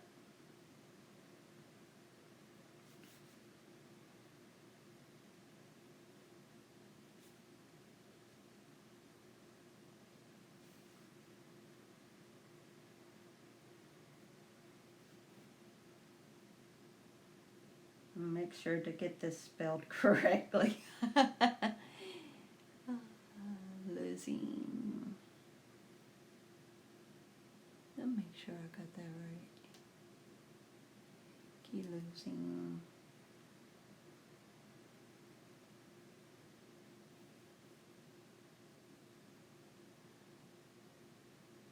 You have really got a strange channel name, woman. Seriously.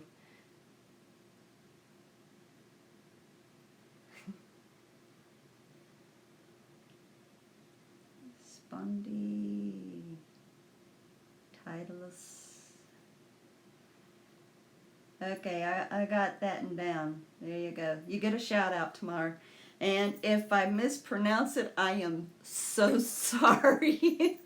It's hard enough me trying to even read it. So if I mispronounce it, I am very, very sorry. I'm kind of thinking that. Oh, spondylitis? Titleist? See, I've never heard of it.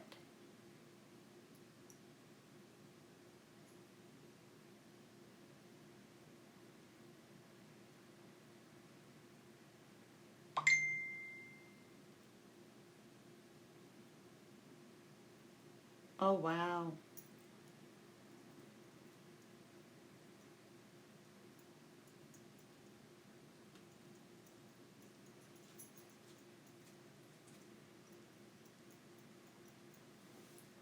I hate to hear that.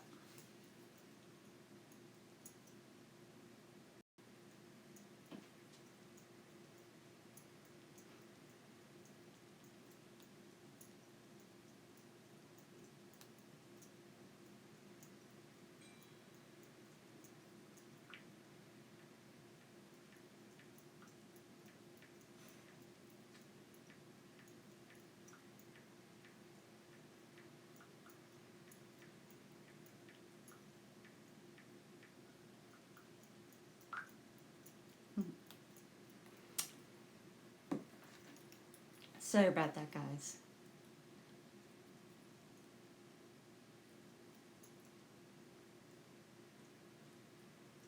Yeah, I would say not.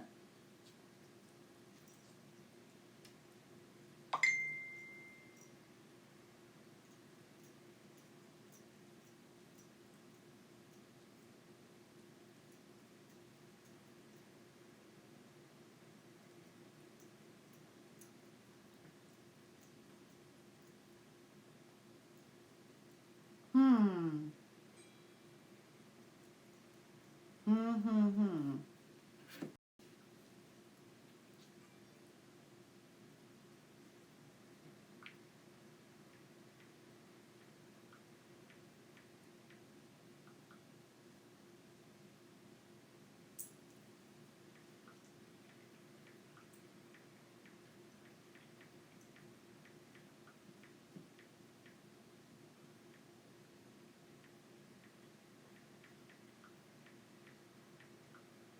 Sorry, folks.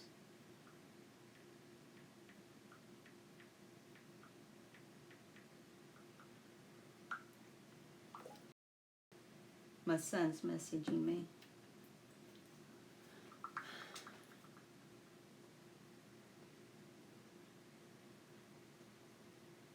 Oh, did he? Did he go back and read over those? He came in at the tail end of the stream.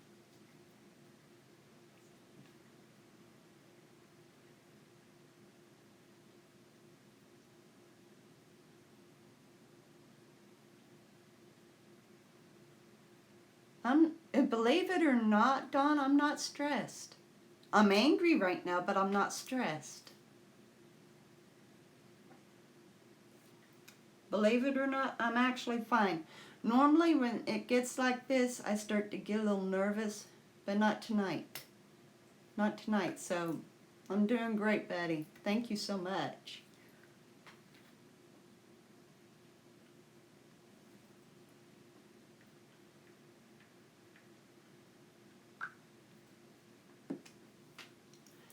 So, what do you all think about me continuing to use this? Thank you. There are actually two. It's like a burgundy wine for the main coat, and then a sparkling top.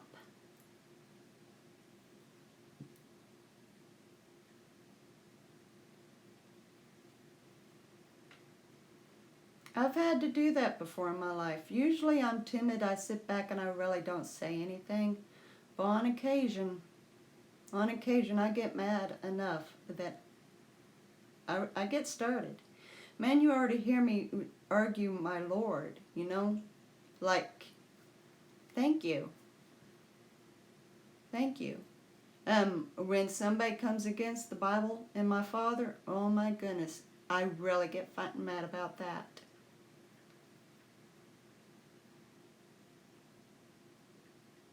Really?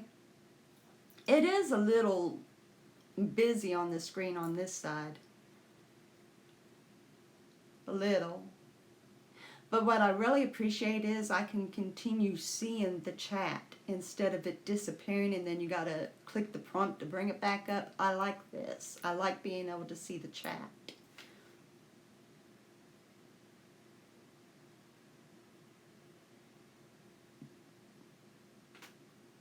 Okay. Well, I've got it downloaded here on the tablet and here on my cell phone, so that means I can work it double. One will be doing the screenshot and the other I can read the chat as I'm working. So, we've got it made. I don't know, but he has been an awesome field hand, so to speak. He has been doing great. Matter of fact, I was talking to Mark and Dylan last night about it. Every one of yins, especially my original creative crew, I got a feeling that yins are in my life to become my partner. Because you all are just normal viewers. You don't have your own channel. But yet you're there as support. And I got a feeling that God's going to use you guys to assist me in order to assist others. Mark has already started with creating thumbnails, intros, finding this app. Yeah, that was Mark. Mark made that. He created me 4 of them, and the one that I'm currently using is the first one I chose. In time I'm going to use the other 3, but for now I kind of like that one. It kind of reminds me of like the beginning scene of the Tyler Mary show. Mary Tyler show. Anyway, you know, it's kind of got that retro feel, but at the same time, just short enough to be at the point, and I like it. Yeah. So, you know, he is doing great putting out these little promotions for this channel. And you guys come up with the ideas of what else we can do with the live chat and what other videos for me to put out. And you all's a blessing. You're a great blessing. Seriously. So, and I would love it, Anki, if you and Savannah could join as well, honestly. Don, he comes in periodically, so I consider him part as my family. Not to mention me and him are on the same diet plan. I mean, he does his OMAD different, but me and him both are wrestling weight and doing OMAD, and, you know, so we're supporting each other there with our weight loss. And I get on to, I might do it one more time on the laptop so that if you two would come on again, I could make you mods as well. That way, anytime that you come in later on down the line, you'll be a wrench for me on this.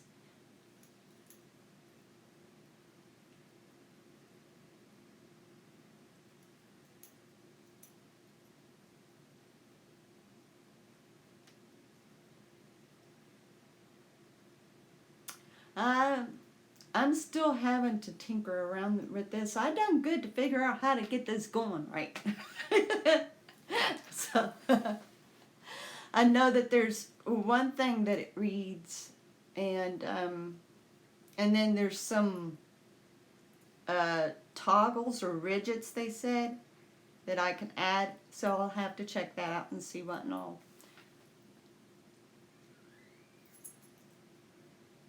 All right. It's great that you came in. Give your son a happy birthday for me.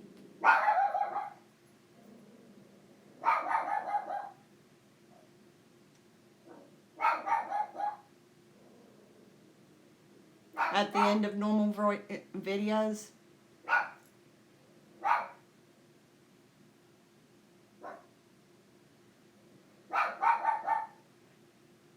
Bouncy, get in here. Come on, it's all right. Bouncy. Bouncy. It's okay. She's still trying to get over the fact that we live in an apartment so that there's other folks around. She's a good little watchdog.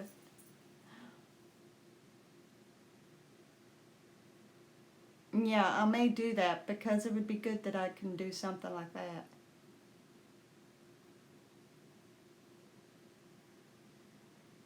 Well, he's welcome.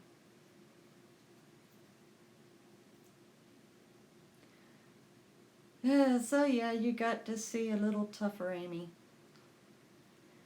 But you know, I'd kind of had enough of seeing what I did on Dylan's live stream.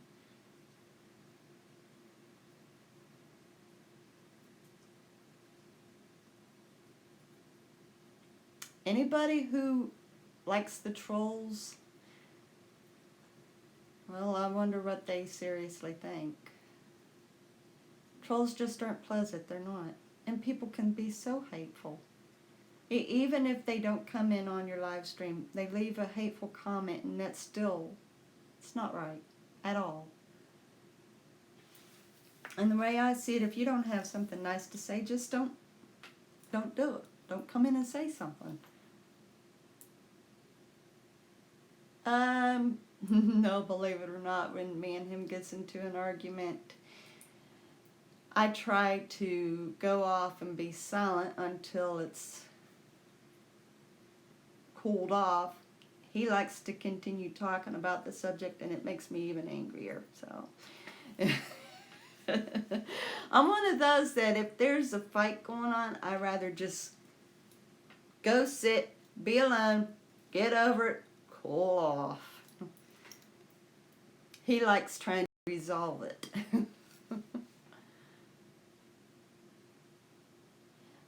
That's what I kind of thought, but you know, I don't want to outright say that, because just like the trolls coming on and saying something about someone else, I'm not about to say that about them either, you know. No, we get along really well. We really do. There's certain things that he does that kind of makes me a little upset, and so I'm having to remember he is who he is. He does what he does. Everything is okay because he's still a great man. He's still a good husband. So on the whole part, we try just not talk about the things that's a little touchy, which works out a lot better like that. Sometimes, though, I'm in one of those moods that I'm not happy about anything, and then it turns out to be bad in the long run. Well, to my husband here, we've only been married for 3 years, going on 3 years. It's going to be 3 years in October. It's going to be 3 years in October. Well, even that probably, or basically either way. I mean, I'm not wanting to say anything against anybody no matter what, you know. My first husband, we was married going on 24 years. So,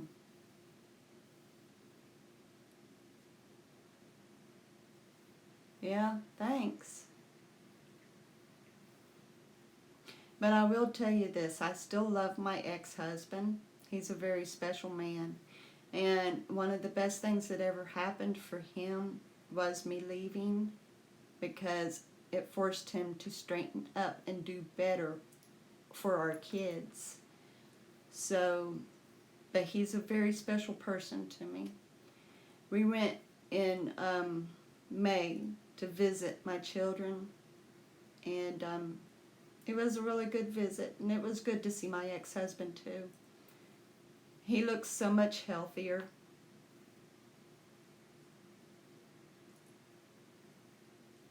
Of course, good old Julian. Never find out anything if you don't, right? But yeah, my ex is a good man now. He always was a good man as long as he didn't get into stuff. But he's better now because he's taken better care of himself and our kids, and it's so much better. He's a better man for it, so. And I would fight for him, you know. If someone was to come against him, say something about him, I would fight for him. I would.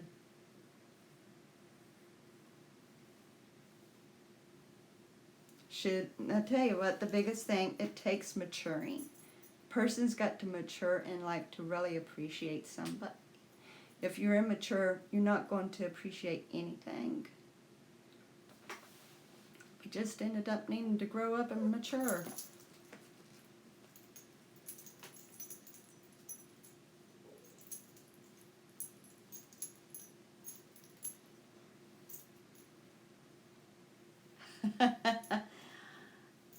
We haven't tested just how hot his tolerance is. We haven't tested it yet. He likes jalapenos. He gets jalapeno on everything. And if he doesn't get jalapeno, He uses the original Tabasco sauce on everything. He even puts in his spaghetti.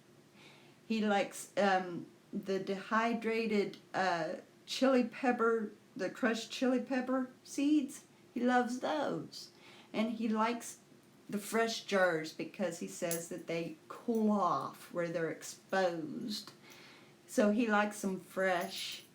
And I think he burned his taste buds, honestly. I have no clue how hot he can go. I really have no clue. We've never tasted his heat index. But I'd say he could get pretty high. I don't think he could do the Carolina Reaper or the Scorpion. I don't think he could. But who knows? Maybe he could. He had tried the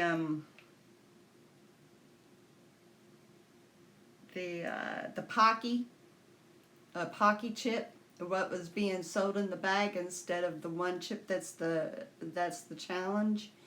He tried a bag of the Pocky chips. He said, these are just bland.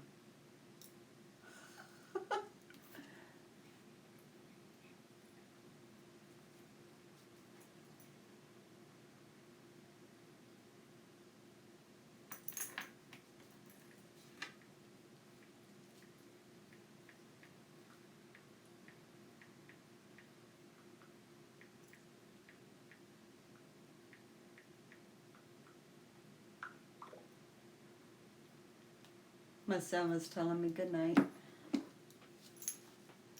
But yeah, he could do a ghost pepper, but I'm not sure if he could or not. I really don't know if he could.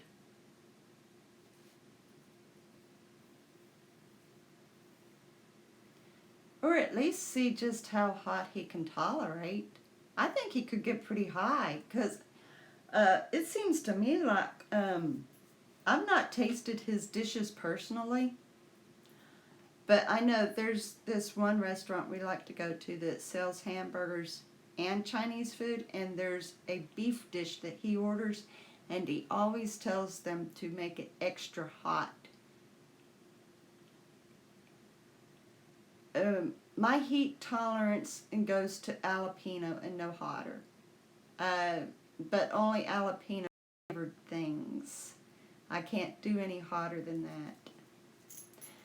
I've tried those Takis. It's the purple package that's got the heat and the lime, and I can tolerate a few of those, and then it gets to be too spicy, and then I can't eat no more. But I like the flavor. I think the lime kind of helps a lot with the heat.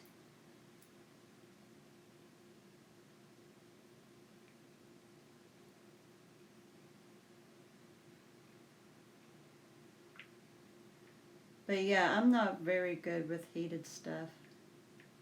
Now, it was really bad when I was extremely obese and I suffered from acid reflux. It was horrible.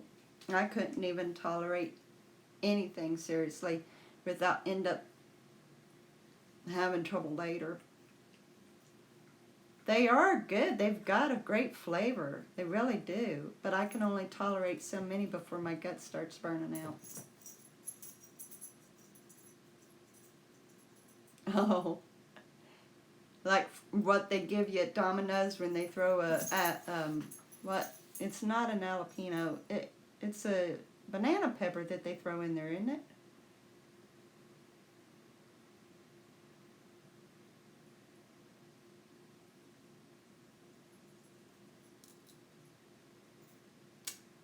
Well, you say that you feed her. That's enough. At least you don't get in trouble for that. 30 years is a long time. It really is. Congratulations. Some people really are private, though. It's like hubby has gotten in front of the camera before, but he prefers not to.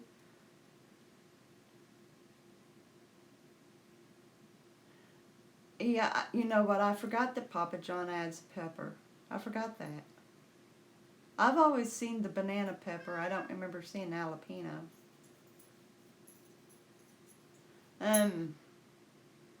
The really funny thing is about hubby. So, like, he does the jalapeno challenge in front of the camera. But yet, anytime that we review an MRE, or I had him do one video with me where he talked about how he was doing with losing weight. And he said, just don't show my face. He won't let me show his face when we reviewed the MREs, and he didn't want me to show his face in that one particular video, but yet he done the pepper challenge. Okay. So I always try to get from his neck down.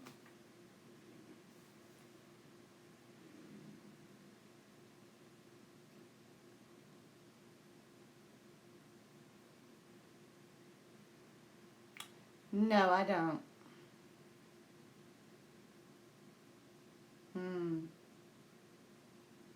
No, I don't travel a lot. Not really.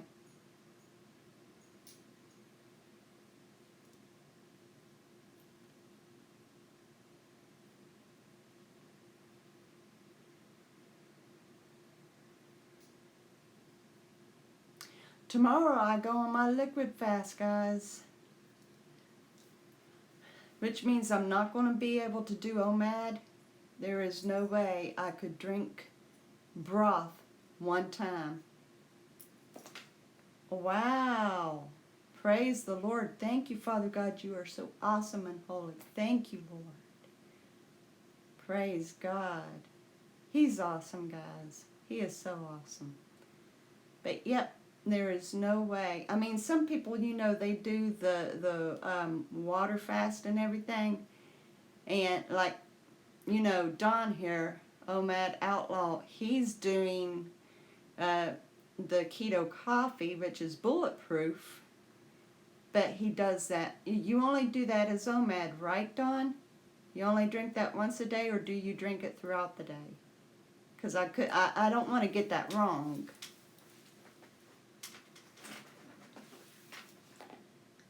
No, for the procedure that I've got to have done Tuesday, I'm going in to have my colon checked. I will. But I'm allowed to have bouillon broth. I can have Jello as long as it's like lime green, orange, yellow. I can't have strawberry because anything that's red, like Kool-Aid and Jello, stuff like that, it stains the colon, and then they could mistake it to be blood. So they're wanting to make sure none of that. And I can have clear candy, but I can't chew any gum. No solids tomorrow.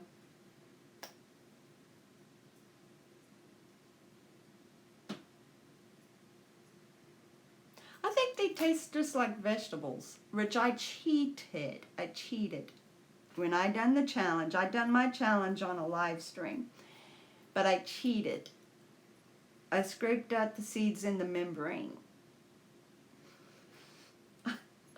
I didn't think I'd be able to tolerate that pepper with all that in there, so I scraped all the inside out and just ate the shell, and it tasted just like a green pepper, and I hate green pepper, so I still screwed myself over with that challenge because the face I was making is where I hate green pepper so much. Yeah. Well, okay, think about it a minute. Say that you're drinking red Kool-Aid and you spill it. You can't get that stain out, really. And so imagine that on the inside of the colon, the soft tissue. Oh, I know it will be. I had done this last year. It was a live stream I'd done, and it's labeled the Jalapeno Challenge. Thank you, Savannah. I appreciate that.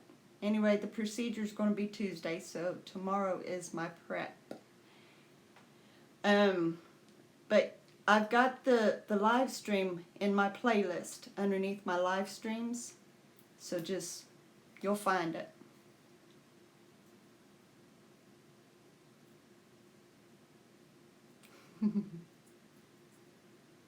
Well, you know, it's not a worry normally. It's just, they don't want to mistake it, you know?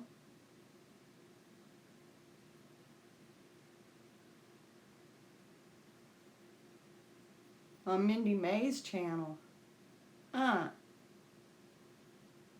doing okay.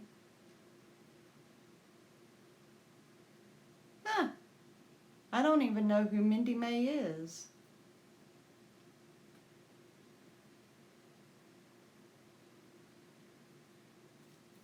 How are you doing?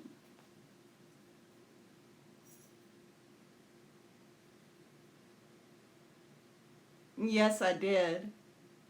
I did. And I was hoping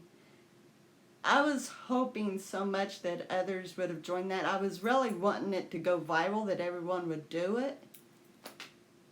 Yeah, well, at least I got 2 others to participate, so. It was funny, though.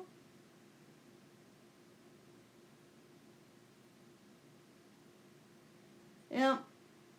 Hers on Dylan's just read Pam Talks. It didn't read the real Pam Talks. And I was questioning that myself.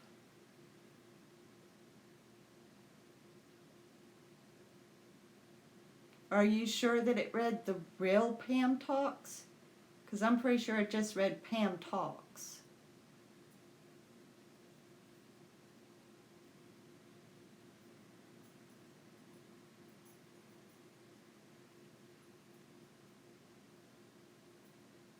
See, that's just it, where someone took Anki's identification. It's a little hard to know who's legit, and I always pay close attention to what they say. See, like, her asking how I'm doing is fine, but saying I was recommended on Mindy May's channel, I don't even know Mindy May, so I don't know. Okay. Okay. Okay, thank you. Thank you. I'm glad that you checked that out then. All right. Well, at least she was polite, right? Okay. I hear you.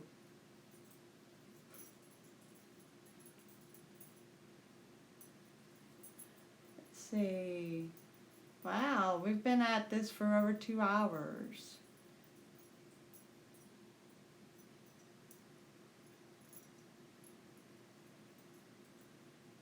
Okay, well, I'm glad that Jen's double checked on that one.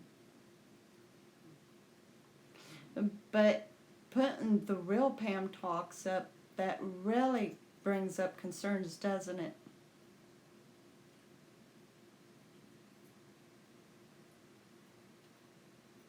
That brings up big concerns, so to speak. If she's not the real Pam Talks, or if the real Pam Talks is a troll, like,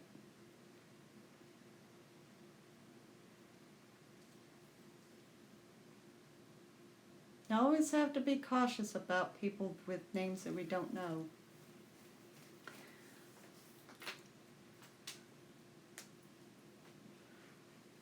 But at least it was a legit question of how I'm doing, so.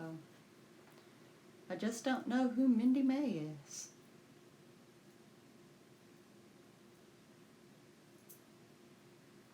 But I do know that sometimes, like, you know, if you're doing well enough, even though you might not know the other person's channel, you do get up on the recommendation list.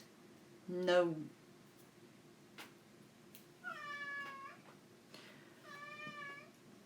connection at all.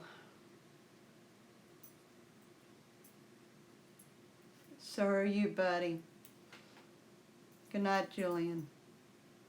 See you tomorrow night.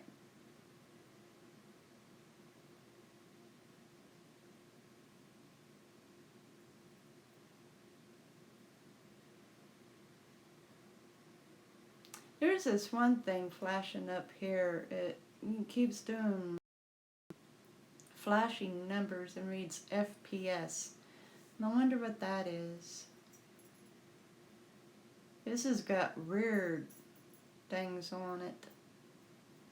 I just don't understand.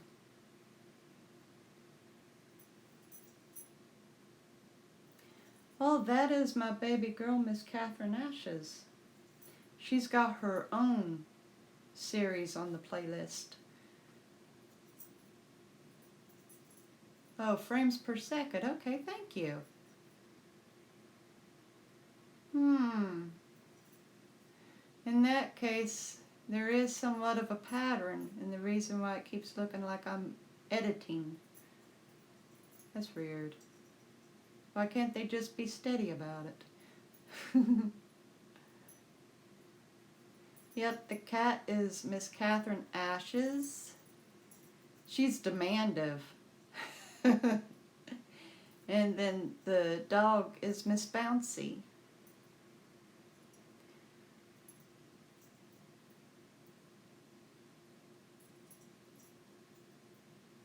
They're my babies.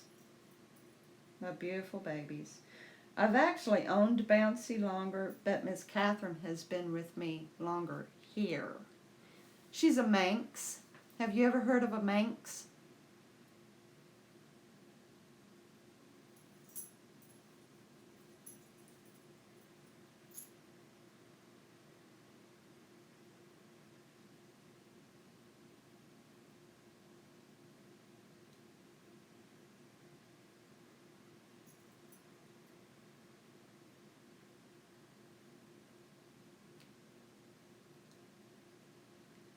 On my not on my live stream, but on my playlist where she's got her own little series, it's titled Miss Catherine Ashes, and I explain about her.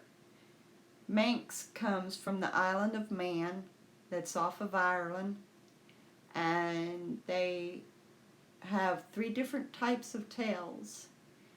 Either they're a no-tail, a stub tail, or a regular length tail. The problem is though, like if a Manx has got a, I think it's a no-tail, and they get pregnant, the kittens won't make it. They have to have a whole tail. And the really cool thing about the Manx is, like, they're not necessarily the kind to be held. You can't just pick them up and they like that. They prefer to lay on your lap, but they do it on their own. And they're very talkative compared to other cats. They really express themselves. Yeah, I don't remember exactly, but it's just where they've got that. Don't know what you would really call it. The genetics in their tails. It's just, I don't remember if it's stub tail or whichever tail that they've got. It actually messes up the kitten breeding. But yet, I think it's like if the Manx have got the long tail, they can get pregnant, give birth, and the kittens are fine. But the kittens are the ones that ends up with shorter tails. Yeah, they are independent. They really are. They're a person lover, but they're at the same time very...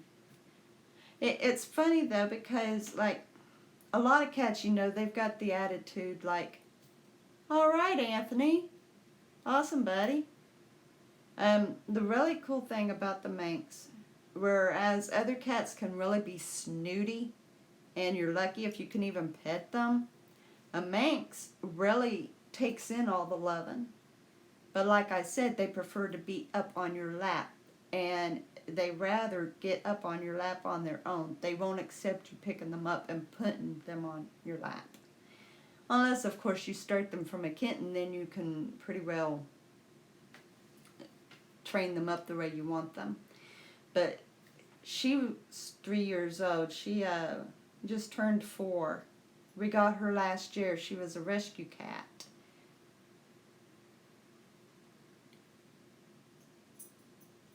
Wow. Well, I hope that you got everything that you needed. I love my Catherine. She's struggling with Bouncy here.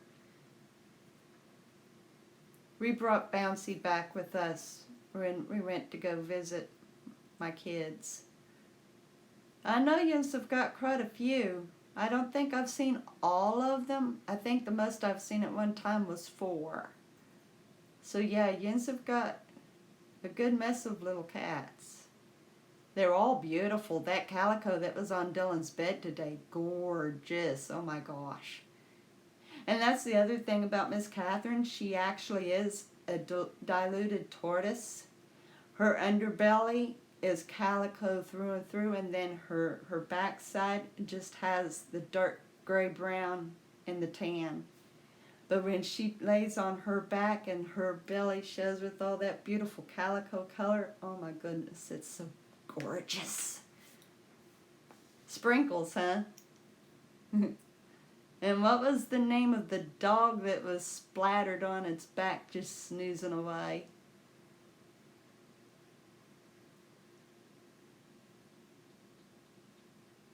Mm-mm.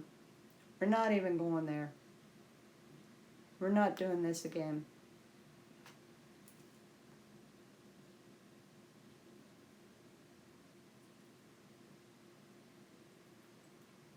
Briggs. Now, he was definitely out of it, wasn't he? Like, that's how my Catherine likes to lay when she goes to sleep. She'll just flip over on her back and she's gone. Miss Bouncy won't roll over like that, though.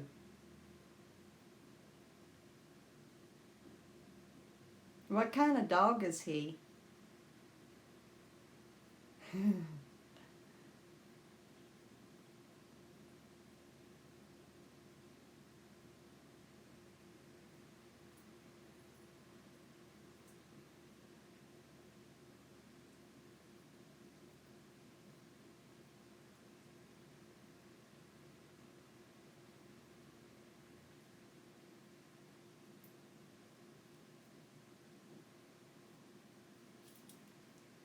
Huh.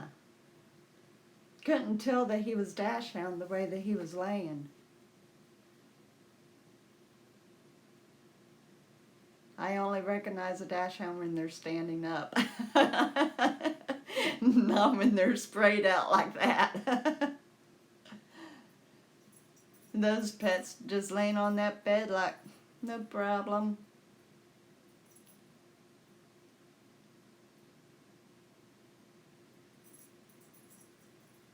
Like I said, I only recognize them when they're standing. My day's pretty good, Anthony. It's been somewhat busy. I don't know. It's kind of been a short day.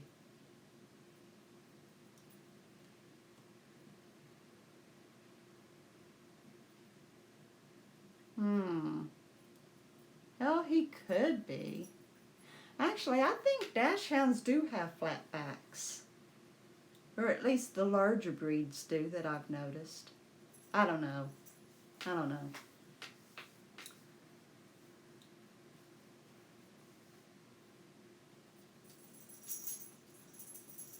Doing a little bit of investigating, huh? We've got an investigator. But that's good, Dylan. That's very good. And that's something else that can be very important with at least this channel particularly. Like I said, I believe that God put every one of you in my life to work with me, to be my partner in something, to be doing something.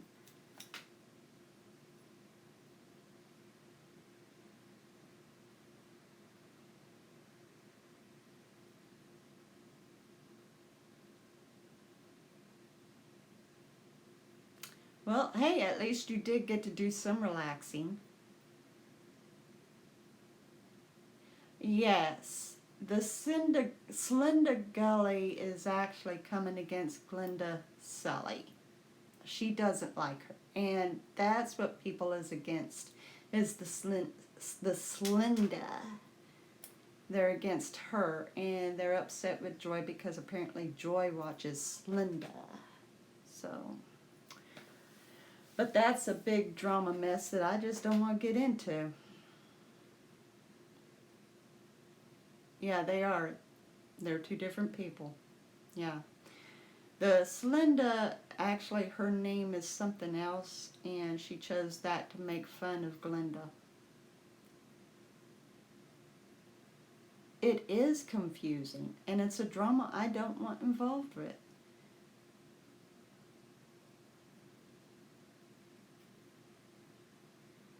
Shoot, if I wanted to be involved with a drama, I'd watch a soap opera.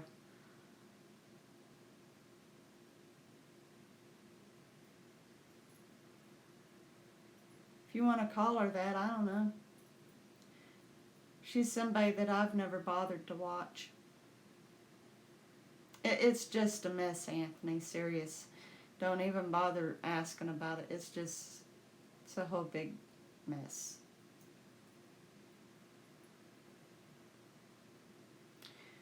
Yeah, Mr. Anthony here is really good with his words. He's got a good play of words. Sometimes it gets a little bit nasty sounding, but on the whole part, he knows how to twist them.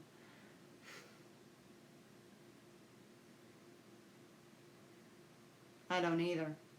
And I don't want to know. I seriously don't. I do not want to know.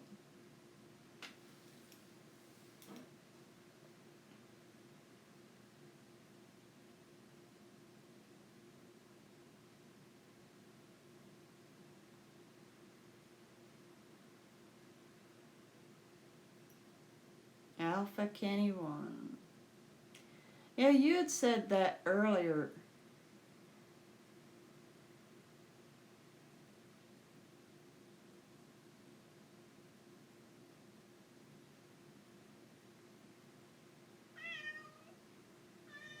I hear you, Catherine.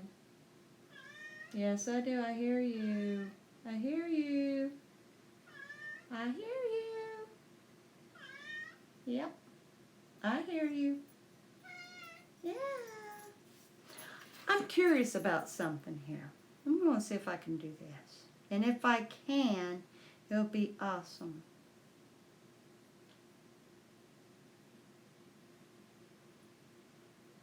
I'm going to turn the volume off because it will give...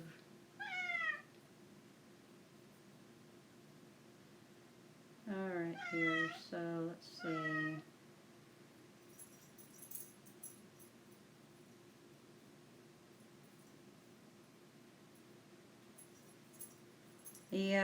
A mess that we just don't want.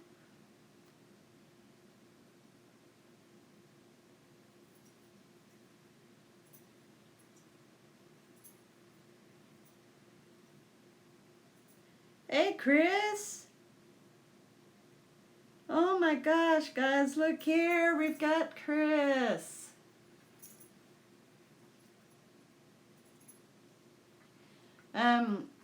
Well, I'm actually using an app here because where YouTube's got the rule that you can't live stream on a tablet or iPhone until you got so many subscribers.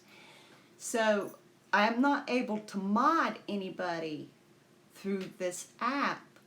So I'm wondering if I can actually mod anybody here on the chat through here. So I'm getting ready to check this out.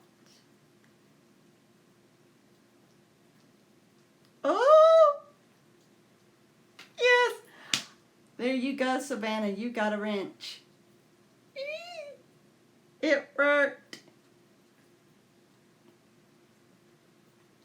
So I'm going to go up here. Anthony, you've got blue skies now, buddy. Use your wrench rail, okay?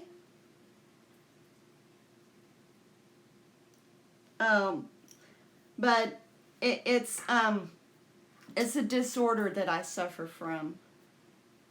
It's just, I've got benign tremors, So I've got bad shakes in my left hand and my head. I can't control my head.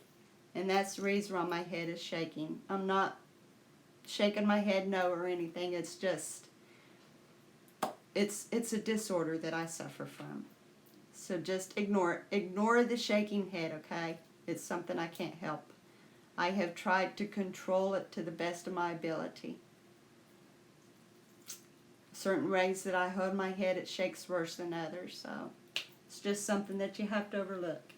So I've got some kind of a power here. It's awesome. This is awesome. Yeah, Dawn is doing awesome.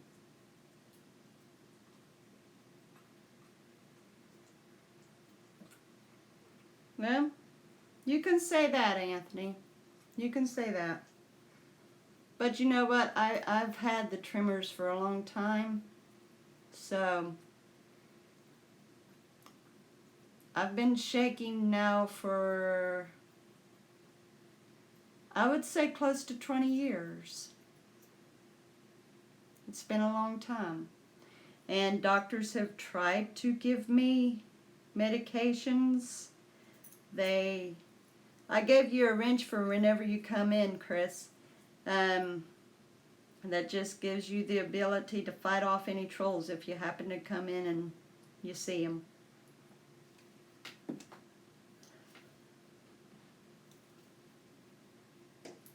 Anyway, yeah, when I first really started shaking bad, I went to a neurologist because I thought I was developing Parkinson's, and they said it was benign tremors, just because I still had strength in my legs and I still was able to walk okay, so I didn't have a jerky gait about me.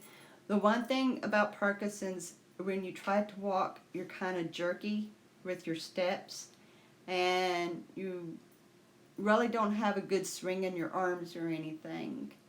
And so another thing with Parkinson's, you don't have strength to squeeze a hand. Yeah.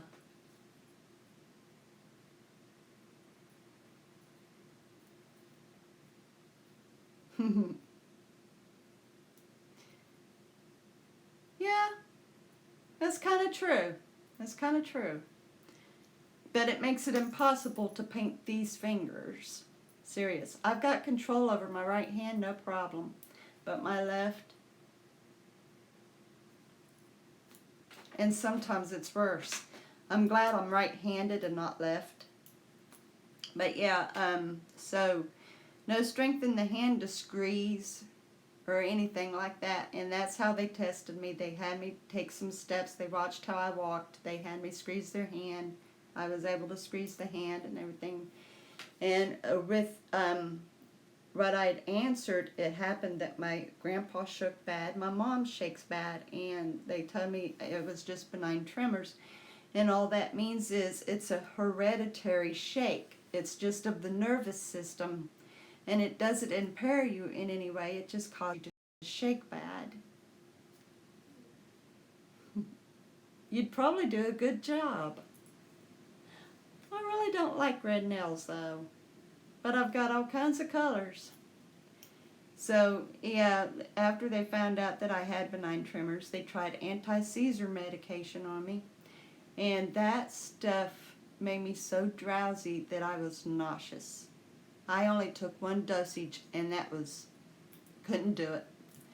And so I continued going on through the years with the shakes, and then when, yeah, kind of like this, kind of like that, dark purple. No, I haven't.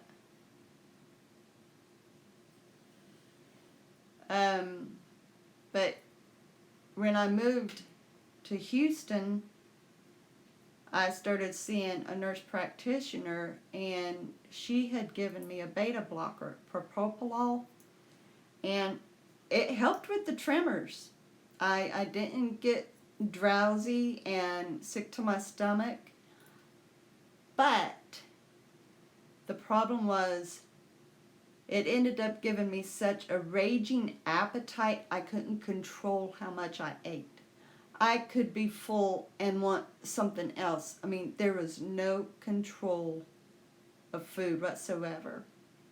And I thought to myself, I can binge on my own. I don't need help. So I quit doing it. Quit taking the propofol. I thought to myself, I might as well suffer with the shakes because I can deal with the shakes over eating too much. That would be nice. I'd appreciate that. If she wouldn't mind, that'd be great. That would be great. I'd appreciate that.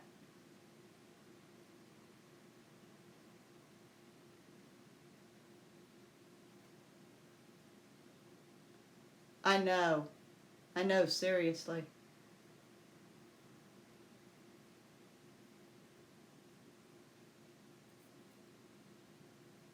Yeah.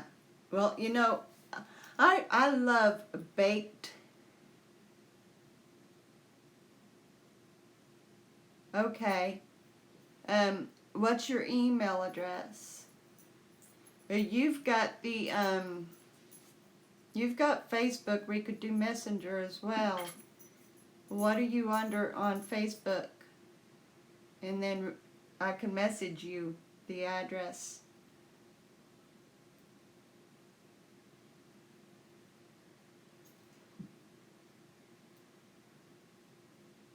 But yeah, anyway, that's what the shakes are. WIATT.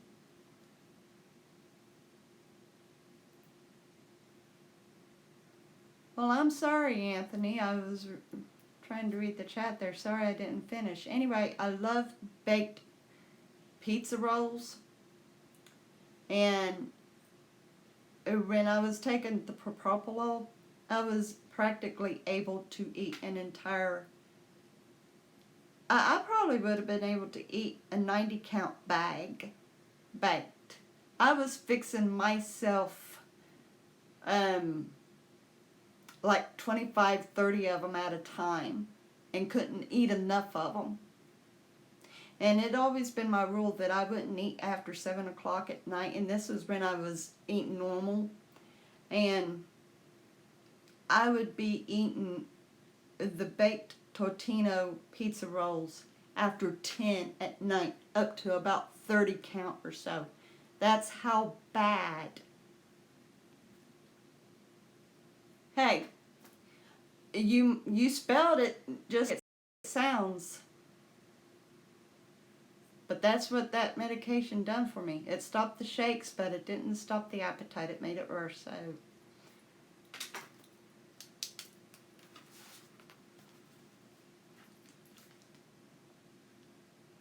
it made it rough. Made it rough. So I'd rather just deal with the shakes. And I've learned to not let it get to me too awful bad. Sometimes I'm embarrassed about it. But on the whole part, it is what it is.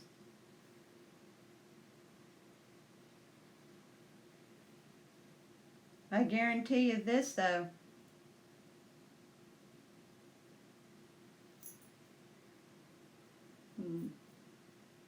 Sorry. Anyway, I guarantee you this. If I was still taking the beta blocker while trying to lose the weight on OMAD,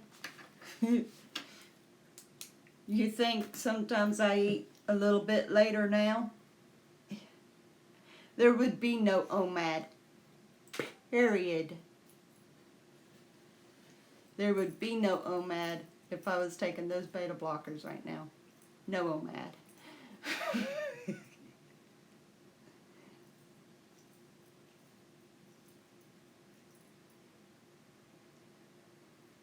All right. Good night, Dawn. Thank you so much for coming in. I appreciate you, man.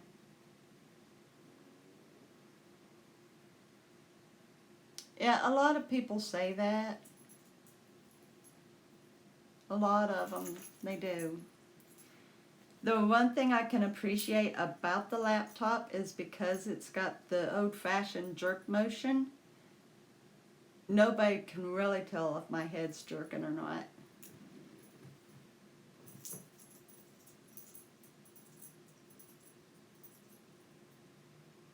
What are you talking about?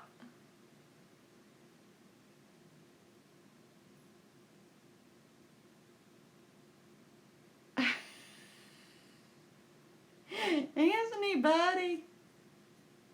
Sometimes I say period to make sure to emphasize my sentence is finished. It's a phrase.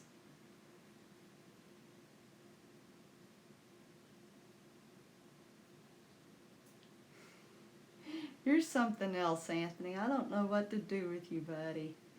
I give you a wrench and this is how you'd use it. If I was beside you, I'd rub your noggin with my fist like that. And just give you a good rubbing. You're alright, kid.